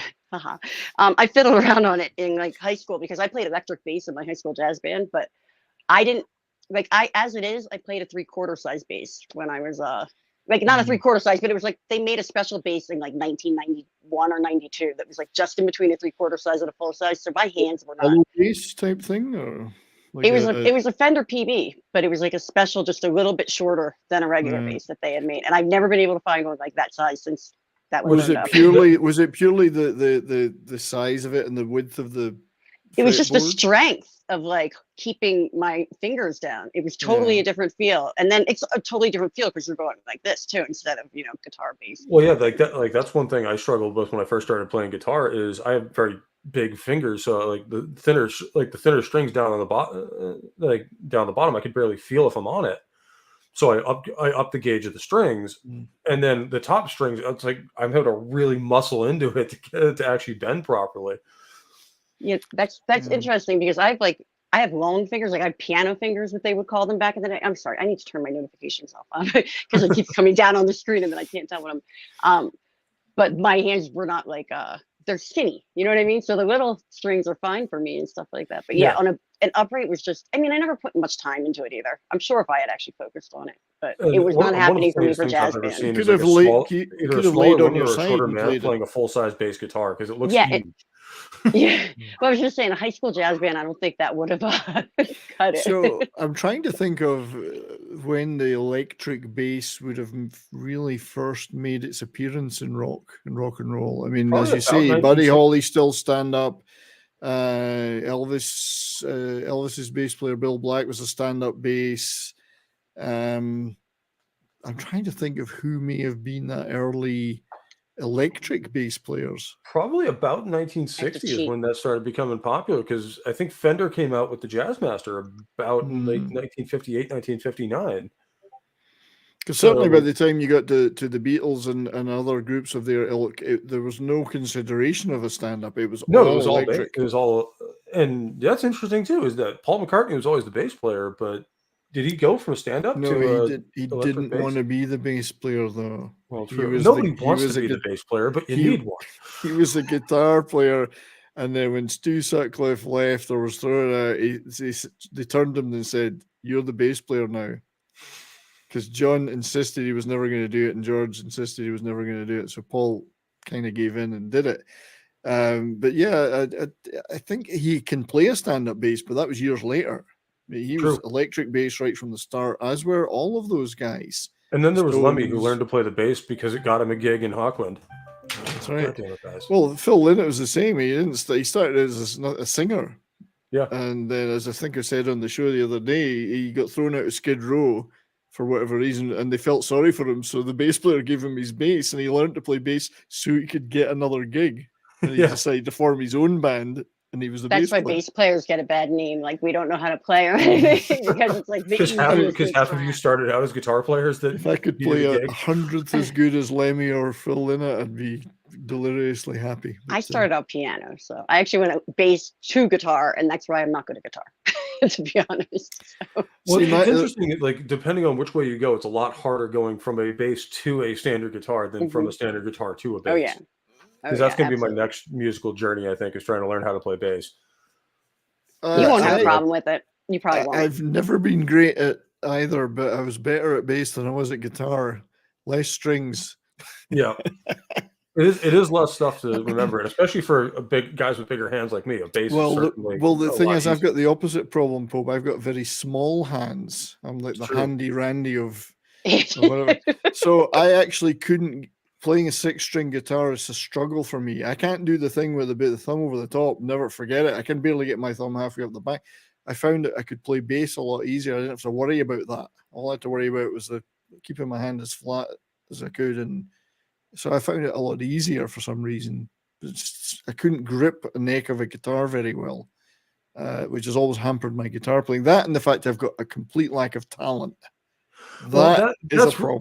That's the problem I have. Is I am just completely talentless when it comes to playing musical instruments. But I wouldn't say bassists are lame. I think bassists No, are absolutely. wonderful. Like No, we're not like drummers. It's all just a I'm just banter kidding. between bandmates. Like we give Gary shit for being a Yeah, drummer. now but drummers, he's a that's a drummer. different story. You can do without a drummer, but you can't do without a bass player. True. He gets so upset with me about my drummer joke. He still brings it up. If anyone wants to know the joke, how do you make a drummer stop playing? Throw some sheet music in front of him. Yeah, put music in front of him. That's right. Yeah. What's the last thing a drummer says in a band? Hey guys, let's do one of my songs now. How do you know there's a drummer at the door? Because the knock speeds up. You know. How do you know the drum riser is level? Because the drummer drools equally out of both sides of his That's mouth. funny. I haven't heard that one. That's good. Well, I mean, we always used to joke that, the hole in an acoustic guitar is to store little meats and cheeses in to give the drummer as a treat when it goes well. What do you call a drummer without a girlfriend? A drummer? A drummer? Homeless. Oh. I man. have actually heard that, but that just reminded me of how funny that is. Actually, if you watch Daisy Jones and the Six, which is on Amazon Prime, it's actually pretty good. It's got its moments. The drummer in the band is my favorite because he's just so relaxed and happy. He's like loving life because he's not a complicated guy, and here he is in this massive band. And so he meets this Hollywood actress, and of course you're thinking this is going to be a complete disaster because she's this big star and he's just a drummer in a band. And he goes up and goes, you know, I've always thought that whatever, you're really hot. And then you think, oh God, this is going to end really badly. And she goes, yeah, you know what I think's really hot? Drummers. And that's it. They're together then. Like you think she's going to slap him or something, and she's like all over him. And he's like, I'm the luckiest guy in the world. What's not? I thought you were gonna say if you don't talk or like if you shut up or something. No. And she's like, you know, it turns out she absolutely loves drummers. And he just scores. He's lucky. Well, realistically, people love drummers because you can't ever find a good drummer. So, yeah, like as Well, an actual drummer's hard to come musician, by, like it's hard. And a bass player appreciates a drummer because that's I what you like have to singing like. drummers. I admire drummers who are the lead vocalists as well. I think that's pretty neat. Well, it's because it's hard as hell to do because you're trying to concentrate on 3 other things while you're trying to sing. Yeah, There's a lot of punk bands that do that, the drummer singer thing. But I know it's Yes. a little easier because it's a little more straightforward. But No, it's funny. You're not right. I've always. seen a lot of new wave punk bands had the drummer as the singer, which was, I guess they just nobody else wanted to do it. Singing, know. that is singing. Oh, the That city. is, that is very true, Vor. Les Claypool does want to be the bass player, and he Yeah. does it very well. Seen that man live; he's fucking amazing. I never ever have. Oh, Never. I Yeah, actually I can't I believe actually it. got a very special show because the show I was at, they did like half a set of their stuff and then all of A Farewell to Kings by Rush. Oh wow. It was Wow. awesome. Absolutely outstanding show. And that man does things with a bass I didn't know you could do with a bass guitar. Terrible. Should be banned. That's degenerate. Exactly. Courtney that- does that too. She's I've seen her going up and down that fretboard. What I find Talking funny is, about like, playing. You wish. what I find funny too is that like certain themes have pervaded down the history of rock and roll to the modern day, really. And like, you know, and good to go along with the leather jackets and the motorcycles and stuff like that. There's also, you know, that spirit of rebellion combined with the mainstream trying to shut us down for being, you know, bad influences on children and whatever else. It's like, Well, of course Dude. we are, you know. well, yeah, we are, but It's just like all women are horrible. We are. We're totally horrible. Well, they are, Just but kidding. it hasn't put us off. No, it has not. I didn't say all men were intelligent, huh? Did I? Just kidding. I kid. we don't say we're smart either most of the time. But like it is interesting. These same themes keep repeating at about 20-year intervals. So I can't wait for the next PMRC crisis. That's gonna be great. Oh wait, we're already in it. We're in it, yeah. It's everything is banned. Everything is banned. Yeah, everything is canceled. I'm really trying to think of who the first. Okay, so I'm just looking this up. So Bill Black, Elvis's bass player, did start out in the stand-up, but he switched apparently in about 1957 to a Fender Precision. Okay. So even then, it was starting to change. Yeah, electric basses were coming in then. Yeah, so in this era is really, and again, the technology was changing at the rapid rate during this whole period. Like from 52 to 59, like you wouldn't even recognize your average car or radio setup because in the late 50s, transistors started becoming a thing. So radios started becoming a lot smaller. Yeah. Because in 52, the radio was this big cabinet size thing that you had in the living room, and your dad used it most of the time. And if you were lucky, you could sneak a song in every now and again. I like that though. Oh yeah, I do. I want to buy one. My parents are still, well, my father's gone, unfortunately, but my mother's still around. They've still got the radiogram they had when I was a kid. It's a beautiful piece of furniture. It's got a big radio in the front with the dials, and you open it up, and it's the turntable inside. It's lovely. My friends had one of them at their house. It's cool. It's a whole the whole and cabinet it's kind of like thing. the 50s version of an entertainment center. Like we always had like the CDs, like the CD player with all the speakers and center channel and all that. And this was kind of all in that one big cabinet where you had your record player and your radio, and in some cases the TV. It's lovely. I love that it was furniture. Yeah, and it was and it was nice furniture too. Like it was made to last. Yeah, and as There were Davina sewing said, machines. Sewing machines were at one point as well. Yeah, and as Davina says, vacuum tubes in a lot of these older things. Well, you could stay warm around it then as well. And it's not just the older stuff. My guitar amp is still a tube type. Yeah, I got a couple of tubes in my one of my. In fact, when we were unpacking all the stuff down in the new place, my dad has an entire like bin of just vacuum tubes that he's accumulated over the years that he still holds on to because we still use them every now and again. Well, when I started, not to divert from the subject matter, but when I started in doing electronic engineering in the late 70s, we still had to learn all the tube stuff. Oh yeah, I mean it's still relevant skill. It's not. We had to still use them. I mean, a lot of the equipment, believe it or not, in aircraft was still tube based. Certainly in the bigger bombers, the old Shackletons and stuff like that, there was tube based equipment in them. So, and a lot of it had to be vacuum tubes because solid state electronics won't work below a certain temperature, but tubes will. Yeah. So. Yeah, I mean, there's something that's a nice warm glow comes out. And I enjoy the sound of a tube amp because you get that warm, fuzzy sound It's warm out of yeah. it. And Isn't it? It's and I weird. like the process of it where it's not just a turn it on and go. Like you have to sit there and think about what you're going to do because you got like 10 minutes to let that thing warm up before you're ready to play it, and it can actually damage it if you don't. Indeed, but yeah, so electric basses were coming into rock and roll as early as '57 by the looks of it. So, but you know, again, like the electric guitar was still pretty much a new thing, and the electric bass was really a new thing. Yeah, and that's why these guys like Scotty Moore and others were really and Chuck Berry were forging a new path. People hadn't done some of that stuff that they were doing. All my Gibson fanboys, raise your hands because Chuck Berry is the reason you love Gibson guitars and kind of the reason they survived into the modern era because they weren't doing all that well. I like the SGs. I like Gibson SGs. The SG's a great guitar. Yeah. And of course, my beloved Flying Vs. I mean, the Flying Vs are very, very metal.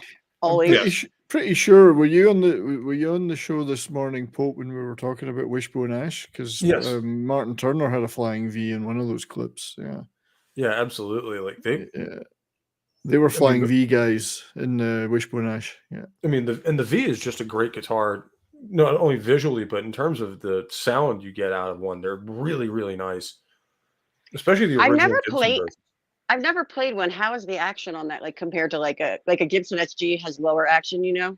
I mean, I'm an oddball in that because I play all the way down. Like I have my strap let out all the way because I have these long orangutan arms. But so you don't notice it as much. The V's pretty comfortable for it. Cool. And for people in the chat, if you don't know what the action on a guitar is, it's the distance like between the strings to the neck of the guitar. Like a lower action would be closer strings to the guitar. I wouldn't know about that. I've not had any action for a while, so it's. Well, yeah, obviously. I mean, I can see that. Just but like it's one of those things that I enjoy because it fits me pretty well. And like you said, the action's not that high, but it's pretty decent. But I can see a lot of people not liking it. Like the other thing with these is they're extremely nose heavy. Okay. Oh, so that would I would be playing it totally differently as you though. Yeah. Like I'm like, well, I'm a bass player, but I learned playing with my fingers first of all, you know, doing the plucking thing. So and I wear it higher up. Like I might look nerdier, but I don't care. And it also you see a lot of bass players like that. They're up there. And also, it depends on what you've got. Like if you have what I have, and have a Floyd Rose with that floating bridge. That's sweet.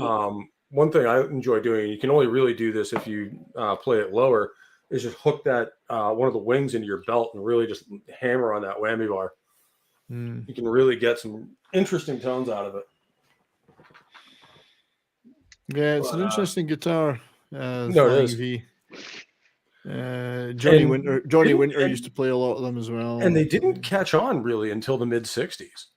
Like they made them in 58 along with the Explorer, and I think they sold like 60 of them that year. Like they weren't doing like imagine if he had one of the first ones now. Oh, I actually have talked to a guy who has a 58 Explorer, which is the only guitar rarer than a 58 Flying V. Wow.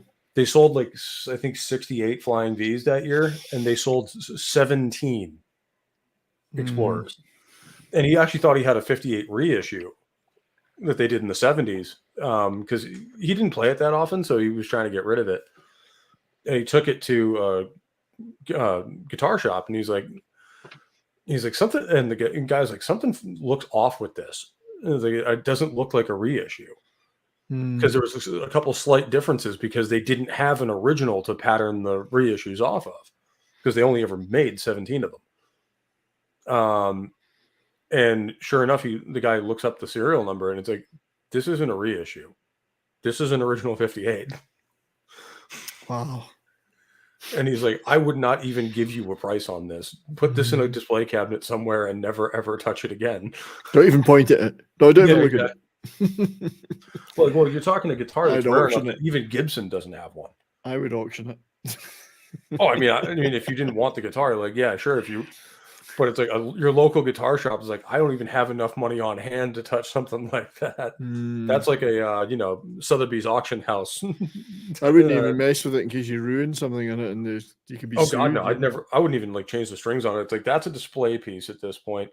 Like me and my buddy Soldier Spirit were talking on Skinamax Saturday last week that apparently there's a pawn shop outside of Fort Hood in Texas that has one of Jimi Hendrix's guitars. When he was in the army, he pawned it for he something. ended up pawning it. Yeah, he had no guitar at one point. He was hard up. I'm muted and talking. And to this day, it's the only thing in that pawn shop that is not for sale. I was going to say that's a score to have. That's cool. Yeah, I wish I'd freaking get rid of that thing either. I wish I'd known about that because when I visited Fort Hood once, I wish I'd known that. I would have gone and looked for it. But, yeah, I want to figure out which pawn shop it is so I can go see it. Like, because that's like a museum piece at this point. Like, that's like having the Les Paul that or the SG that Jimmy Page used to play Stairway to Heaven. Like that's no stairway. Can't you see the sign? Yeah, exactly. Don't you see the sign? But that's like one of those pieces of rock and roll history. Like I was watching. Like we're getting a little off topic, but it's all rock and roll. So it's all rock and roll. It's all music. Yeah.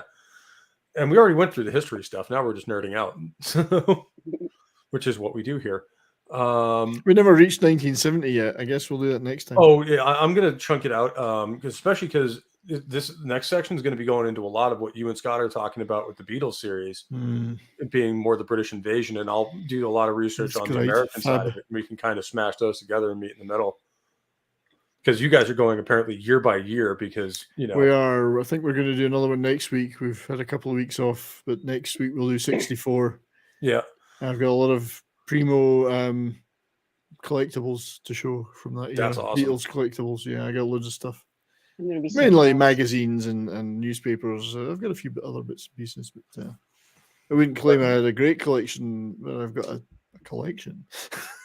I've got stuff. But yeah, that's what we're doing. But yeah, we should do. That's what we love about it.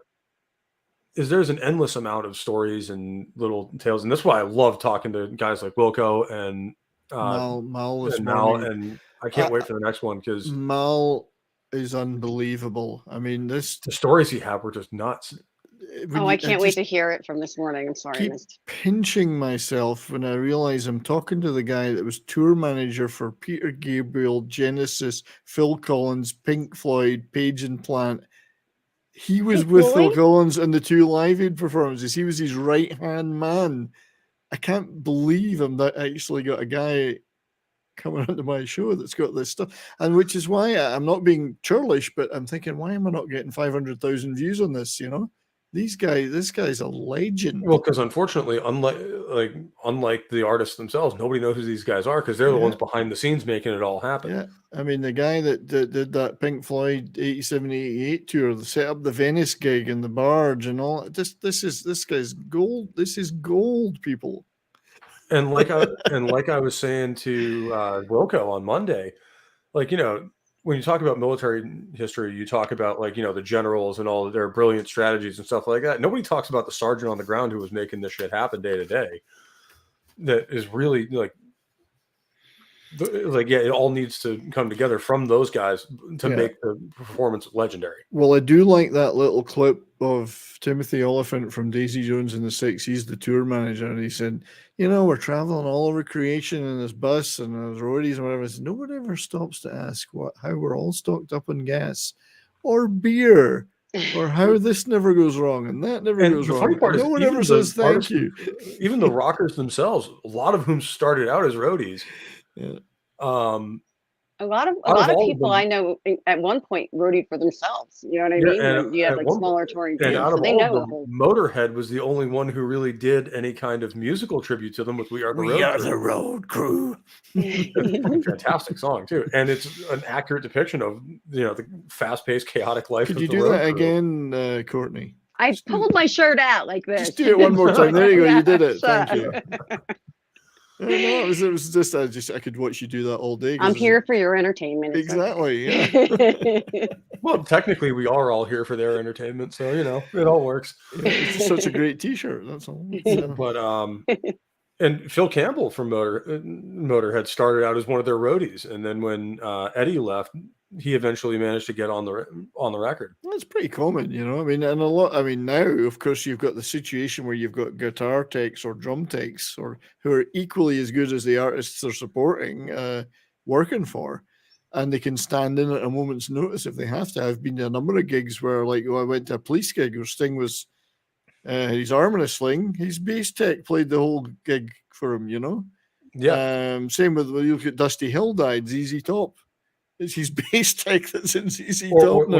when you look at it, when Glenn Tipton had to retire from touring, Andy Sneap, the producer, jumped in and took over on guitar. Yeah. It's these guys are as equally as good, if possibly even better musicians. It's you know. A lot of guitar techs and stuff like that are really on that topic. Really good. But yeah, these guys. Were you saying that the gentleman that you had on this morning was at Live Aid? Oh God, yeah, he was the tour manager for Phil Collins. Mal. I was at Live Aid. I just don't remember a lot except for a blanket and a lot of people around me, like a blanket on the ground. Mal, it was Phil Collins's right hand man in that period. So he was on. He took it. He went in the helicopter with him and then he went on Concorde with him, and they went to Philadelphia with him and did the whole thing. He was the guy. He was his tour manager. He was also Genesis's tour manager at that time, and he'd done a whole Peter Gabriel tour as well.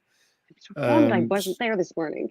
I would have text so many questions. And I'm thinking this guy should have 1 million people listening to him, not 50. You know, this is gold. So I want to get that word out. Yeah, these guys I really hope that Wilco gets his way and they get that TV show together, because that's going to be absolutely awesome. And then there's to go on from that to work for Pink Floyd and do their massive tour in the 87, 88, then paid the whole Page and Plant tour that he managed. And it's funny the differences in how touring worked in like the 70s and 80s compared to this era that we're talking about in the 50s, where labels would put on a tour.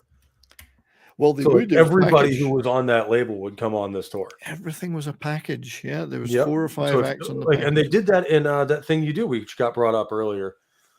Where you had the Playtone Galaxy essentially, like the entire label went on tour. Yeah, and they all did 20 minutes. They all did 20 minutes. It's funny, the Beatles talk about that. They said, we had a set that was maybe 25 minutes long, but if we really, really wanted to get off, we did it in 20. They just got faster and faster. Like we are fed up with this. Play faster. Right. And then punk rock was created. And one of my favorite ones was that scene where they're at that auditorium in what was it, Pittsburgh, and like everything starts going wrong because like every band has had that gig where just everything sucks, nothing works right. I'm sure Courtney's got a few stories like that. And every stream I do works that way as well. So very much so relate. But that's usually my fault, where I've just not checked a box or something, and all of a sudden the audio doesn't work. Oh no, I just don't know what I'm doing, and I can't see anything. So, and I have no working internet. Neither do we. We just kind of make it up as we go along and pretend we meant to do that later. Yeah, you're a lot slicker at it than I am. So. I did a radio show last night on Rumble. I didn't do it on the front page. You said I did on the music, albeit in the music category. Got quite a few views. I mean, there was more, and I'm thinking I might not bother doing them on YouTube again because I had more people in the chat and more people watching it than I did on YouTube. How were they on copyright for a lot of that? I have no idea. And if the stream is still up, I mean, you can't even tell because I don't know where you go to find out in Rumble. But the thing is, I was wondering about that with Rumble. I kept pressing the wrong buttons on Winamp for some reason, and I would jump 4 songs ahead, then I'd have to wind back. That's funny. Like, oh shit, I've just done it again. I've gone too far. I've taken that too far. But it was just and I was kind of trying it out in Rumble. I couldn't get Streamlabs to work quite right with it or whatever, but like the audio was missing for 5 minutes. I didn't know, but seems like a viable option for music streams. Yeah, I might set up, like, I mean, I've talked to you in the past about doing it, Pope's Midnight Mass, where basically I do what you do at the more metallic side. And I might start that up over on Rumble rather than doing it here. I would, because I got literally 5 or 6 more people watching live and a bunch of people in the chat. Sometimes on YouTube, I've got like 2 people. Because if you guys have never stopped by one of his 70s rock fan radio streams, you're absolutely missing out, because it's like 5 or 6 of us hanging out and chat with him and just playing some cool music. Yeah, and I mean it was a bit of an experimental one. I didn't really have a theme or anything. I mean, literally, I played things like the Carpenters. I went from Motorhead to the Carpenters in like 2 minutes. I mean, I love that. That's how our I music like the libraries total go. mix. Mine goes from like Yeah. I'll jump from Michael Jackson to Marduk in one go. But I got 155 views on that. Whereas on YouTube, you'd be lucky if I got 10. Yeah. That's a lot for Rumble too, but that's awesome because they put you on the front thing now. People will know who you are too. When you should be streaming sooner than later, to keep it going. I think I might just do my radio streams purely on Rumble now, because I didn't have to worry about, oh my God, I'm getting the warning, I'm going to get taken down. I just went and did it. There was none of that hassle. And it's still up there, and I've never had a message to say I'm blocked or claimed or any of that crap. So I'm gonna do them all on Rumble. All right. Music streams. Yeah. All right. Well, absolutely. It's just on your main channel. I have to set my notifications now for Rumble. Yeah. It's just on my main Rumble channel. I even gained like 3 followers. Yay! That's on so Rumble, cool. just from doing a couple of hours of playing some tunes and talking. So and Soul Assassin, well, I mean, you'd have to negotiate that with the man himself, but I was going to respond to that too. But how many super chats are anything equal to played for me? Just kidding. I do that. I did get nicely. I did get some abusive comments from E.C. Thomason though. So well, who is this DJ? What a bloody wanker! He's right. Can't argue with that. That's funny. So I think Rumble is a viable alternative for radio type streams. Absolutely. Yeah, I may start doing that. Like, maybe after my shows on Sunday, I'll go over there and do like a midnight radio show. Bring back like the 120 minutes or like a headbangers ball type thing. Yeah, pretty much. The midnight, House of Hair or something like that. Like, well, what we could eventually do, I was thinking, is because I do the radio thing alone, mainly because I use Stream Labs for it, and I can't figure out how to get other people into that. But we should do joint ones. We can do them together sometime. Yeah, that would be cool. That'd be kick-ass. Just kind of do like a whole group thing where like the next person picks the next song and stuff like that. And then we can talk about them after and whatever. I mean, that would be. You can't do it on YouTube. Yeah, that was the original idea for Rock and Roll Religion. It was, get you guys on here and we'll, play some songs and talk about it and stuff like that, or play an album and then talk about that stuff. And these days on YouTube, that's just not viable. And I know it's something that you guys in the audience have wanted to see for a long, long time. And I just can't make that happen. It's impossible. Every time I try, we get nuked. It's impossible to talk about music unless you can play music. Yeah, like I can describe it to you all day, but unless I can actually play it for you, then you don't really know what I'm talking about. So, it's really hard to express how good a song is without playing it. You can never get it right. That's the time that I usually have no sense of I just can't sing on key or anything. Pitch goes out the window, and I'm like, this song, it's so good. Oh yeah, I mean, the only time I've ever even attempted singing was a Motorhead cover. So Yeah, I don't do the karaoke thing, but I wouldn't mind having just some streams where the 3 of us and others could just play some stuff and then talk about it instead of having to constantly, there's 9 seconds, we're done. Yeah. It's a pain in the ass. And I know that type of content's popular because I've been doing that with Soldier Spirit. And the first review we did, that man went from a little over 100 subs to just under 3,000 in 2 weeks. Yeah. Wow. He's already monetized. He's only been on YouTube for like a month and a half.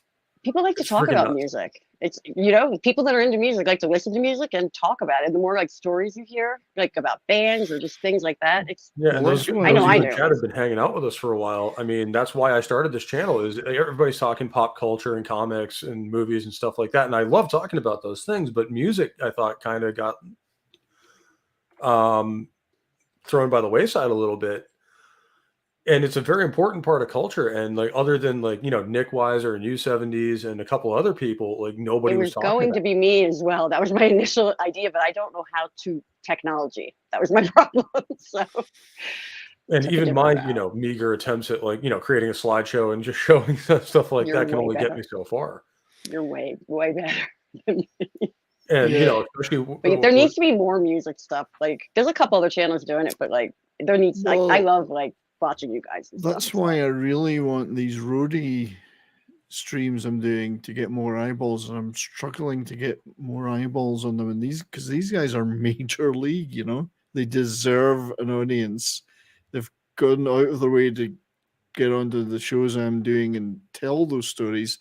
I can't seem to get the eyeballs on it that I want. It's weird. What is with I'm curious what the like if the chat has ideas, because like I had brought up the idea of focusing on the bands that they toured for, because people if you tagged like a fan group or something, on Twitter, like let's say like I follow Well, like, I've my crew. tried that. I tried that for the show today multiple times by tagging Pink Floyd and Genesis and Peter Gabriel. I saw that you hashtagged things, but like an actual at. Oh like, no, where I it will tagged go, it. Oh, you did do that? I did all the ats, yeah, and I'm Oh thinking, darn! surely somebody that was into Pink Floyd is going to want to come and watch the tour manager that set up that 87, I think 88 Facebook tour. is probably the better one for that, because Facebook has a lot older audience, so they're more likely to want to engage with that stuff. Well, and also you always use the word phrasing, like maybe just the way you're saying it. Like maybe don't focus. I know the focus is on the tour manager, but maybe don't focus on the tour manager. Maybe make it focus it on the stories about the band that this guy's going to talk about his inner. It's all about these keywords that you're. If only I was a professional, Courtney. Then I would know what I was doing. I'm an expert on everything, to be all different. Yeah, right. I'm a professional bullshitter. Have you bullshitted this morning? Have you bullshitted this week? Well, yeah, a stand-up philosopher. Exactly. I'm just throwing stuff out there that could work, but I don't know. He has a good point about Facebook, though, because the people that are still on there are older. Yeah, and I happen to be not on Facebook because I violently hate Facebook. But I guess I might have to bend my principles in some way and just have. I do technically have a page on Facebook for the show. I don't promote it. I don't even post anything to it. Same with me. Unless somebody actually, starts following it, I really don't care. But it's there, mainly so nobody else can take it. Yeah. So I might try and do.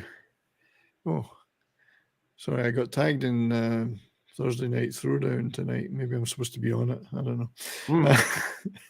But with that being said, I think we're going to wrap this show up. Like, I really enjoy talking about and I really enjoyed doing the research for this series, or what turned into a series, because I got a little, as we put it on Monday, a little overambitious, shall we say. Oh, yeah, when I heard you say that, I was like, the history of rock. Yeah, right. Especially with the people you have on, we all talk, Oh, yeah. It is a big subject to tackle. History of rock and roll. But even limiting it just to the first 15 years is a massive subject, which I learned shortly after, diving into the research for it. It's just like, well, shit. Yeah, I took like that class. Technically, it was called the History of Rock and Roll, and in college, and they fit it into one semester, and that was still pushing it. You know what I mean? It was like they were missing so much stuff. I felt like it's possibly going to get harder as well when everything diverges into genres. Oh God, I'm not looking forward to the late '60s, like the Vietnam period. Right. Which genre do you go that way? Do you go that way? You go that way, or do you try and encompass it all? Yeah, and after we're done with that, I may start going into like some of the instruments, like the history of the electric guitars and stuff like that, because that's a major part of the genre is the evolution of the instrument over the years. Like we were talking about tonight, the electric bass becoming a thing in the mid '50s, and starting to use what different musicians played. Like you can get into the double neck guitars, you know what I mean, and like about Cheap Trick and all sorts. Yeah, Rick Nielsen's got the six-necked. That's the ultimate guitar, and anything less than six necks, forget it. You're just not serious. Why do I feel like he just did that because he could? That's the equivalent of like people that have the big truck. Like my truck is my wiener. That's the equivalent of my guitar is my wiener type of thing. Yep. Without saying the word, which I could anyway. Anyway, yes, but thanks for doing it, Pope. Though, and it's fun to sit and talk about music, and I could do it all day, Absolutely, Courtney. Especially with you guys. Where can people find you? Me? No way. Reese, did you say me or him? Yeah, No, I'm Courtney. just kidding, Courtney. Oh, I thought I misheard. Shush, you shush. I had a long day. I'm not streaming on my own channel just now because my internet has been horrible. I have to go off of my phone and I can't share things on my phone and whatnot. But you can find me Sunday nights on Sunday Night Geekery on Mark D with the C's channel, and I'm usually always with this guy up here above me. Mondays on It's Only Talk and Roll, and then sometimes with Pope too, whenever he asks me. So. Yeah, and I'm going to have you on the show a now. lot more because we're going to start going to a lot more of the thrash and punk stuff from the late 70s, early 80s. I will be like Black Flag's on my radar to do in the next couple of weeks here. And I think the next one I'm going to be covering is Wasp. Yeah, I could give you input on Wasp, but they're not my favorite. They're not my favorite band either, but like they had some really cool stuff early on, especially. Yeah, they did. Oh, and my channel, I should have said, because I'm only up here, so it's Courtney's Fellowship of Oddballs. And, yeah, so absolutely go follow her. I don't know if she's in the description because she was kind of a last minute addition, and I made the video like 3 days ago. I'm going to be back streaming within 2 months because I have to be out of this place. So I'm going to be somewhere with internet that works. It's just really hard right now. Outstanding. And 70s, where can we find you next? I don't know. I'm tired. Everywhere. Saturday night bourbon and boarding, which Pope, you gotta both you and Courtney are gotta get back on there. No, especially like I said, especially once we get into the pre-playoff and when we know who's going to make it. Yeah, well, there's no point in Courtney coming on then because the Flyers won't make it. Well, the Flyers, they're not even like they don't exist right now. It was a big stooshy, as we call it, at the Flyers game tonight. I think. I have not been up to date. So like one guy fought twice. There was a fight that was stopped and then started again, and there was like 6 people in the box, and there was a big thing happened. But yeah, we've got to get you guys. You guys have got to come back on for sure. Saturday night. For those who may be watching who don't know anything about me, I have a channel called That 70s Rock Fan. Same, it's on YouTube and Rumble and Odyssey. Monday, so next Monday is the 3rd of our tour manager guests. This is Alan. Take that the comment down so they can see the. Oh right, sorry. And and there is no prescribed number of goats, Soul Assassin. It's whatever you can give, and I want all of what you can give. Not just a bit. So, so yeah, Alan Granny Grange is the 3rd of these guys. There's a 4th, but he's in the UK doing stuff and he isn't available right now.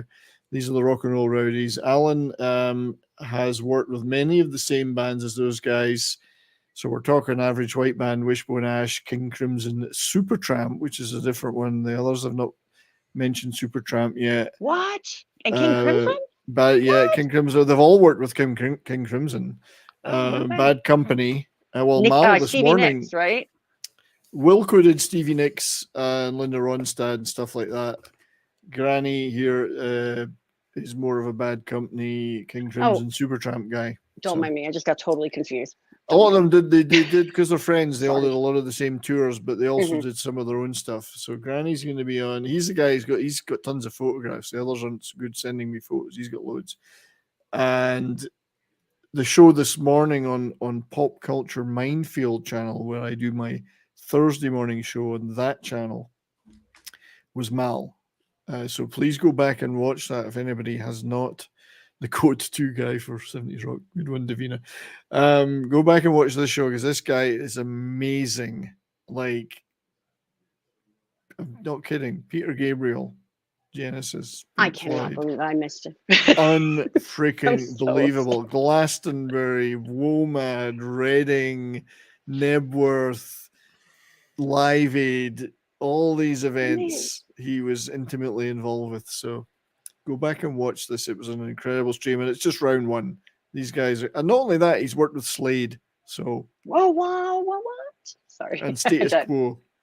So those are 2 shows that I would. That's a replay. Obviously, Monday we're coming up for Alan Grange, and then there'll be further shows and combinations of these guys, and they are trying to get a TV show off the ground with Netflix. They're doing a speaking tour later in the year in the UK, where they all go on stage together and talk about their experiences. So these guys they want to get their stories out because they're not getting any younger. Neither am I, but so they want to get these stories out there. So this is part of preserving that classic rock history. So anyway, thank you for giving me the time to say all that, Pope. No, You're absolutely, still young. man. You're still young. You are. I'm And catching up. I'll be 45 soon. Come on. I find I'm that old, hard I'm to sure. believe. Oh, can I just say shout out to happy birthday, Ashley Lynn? Sorry. It's her birthday today. So. So Darius Moonshine, Slade, Slayed, are they death metal? That would be a great name for a death metal band. Slade, if Cover Slade had band. ever become death metal, they could have just changed one letter. Bang. things to copyright. I mean, what? Yeah, right. It's a good idea. Oops. Anyway, But no, thanks you guys for coming on. And hopefully we'll be able to do this again, probably in another couple of weeks. This is going to be kind of an as we can sort of stream, which God knows what my schedule is going to look like, or somebody or everybody else's. And hopefully we'll eventually get to 1970 and the beginning of everyone's favorite genre of music, heavy metal. And punk rock. We'll get to that in the 70s. Like this is not going to be the end of this series. Like once we get to 1970, we're going to start branching out into heavy metal and then punk and all that stuff, and go into all that because I'm a glutton for punishment. And secretly, I really do like doing a lot of historical research and stuff like that. It's a lot of fun for me. Good. Like, some people go to college to get paid to do this. Me, I'm just an idiot who does it online for free. Yeah, I went to college and I just tell stories. That's what I'm good at. People like stories. Which, speaking of that, if you guys do enjoy this content and want to support me, there is a Stream Elements link down in the description of the video. I don't recommend you use it. It just encourages me. But if you do feel the need to, I deeply appreciate it. I love making this content for you guys, and I would love to be able to, make something back off of it if that's what you guys want. But for whether I get paid or not, you're still getting these whether you want them or not. So buckle up. Yes, brace yourself. Brace yourself. Yes, exactly. All right, but it's been fun, mate. As always, you can find me every Monday on It's Only Talk and Roll with 70s or Canon Film Club, whichever one we're doing that week. Next Canon Film Club will be April 24th. We're doing the Missing in Action movies. Yes, I can't wait for that. Those are freaking awesome movies. Oh. That will be a lot of fun. Fridays, you can usually find me on the MF or Cocktail Lounge with Matt and the gang, just telling dick jokes and generally being a pain in the ass. And then Saturdays, you can find me on Skin to Max Saturday with Soldier Spirit and some of the Vets Talking crew, which that's always a fun time if you like guys just being idiots and occasionally doing some pop culture and military-related stories. And then Sundays, you can always find me here for Rock and Roll Religion, the normal show, at either 4 or 5 Eastern, depending on scheduling and stuff like that. Where, like I said, this Sunday, we're going to be covering some Wasp, so get ready for that. And with that being said, thanks for coming by. Take care. Stay safe. Bye, guys. I love you all. And I'll catch you next time.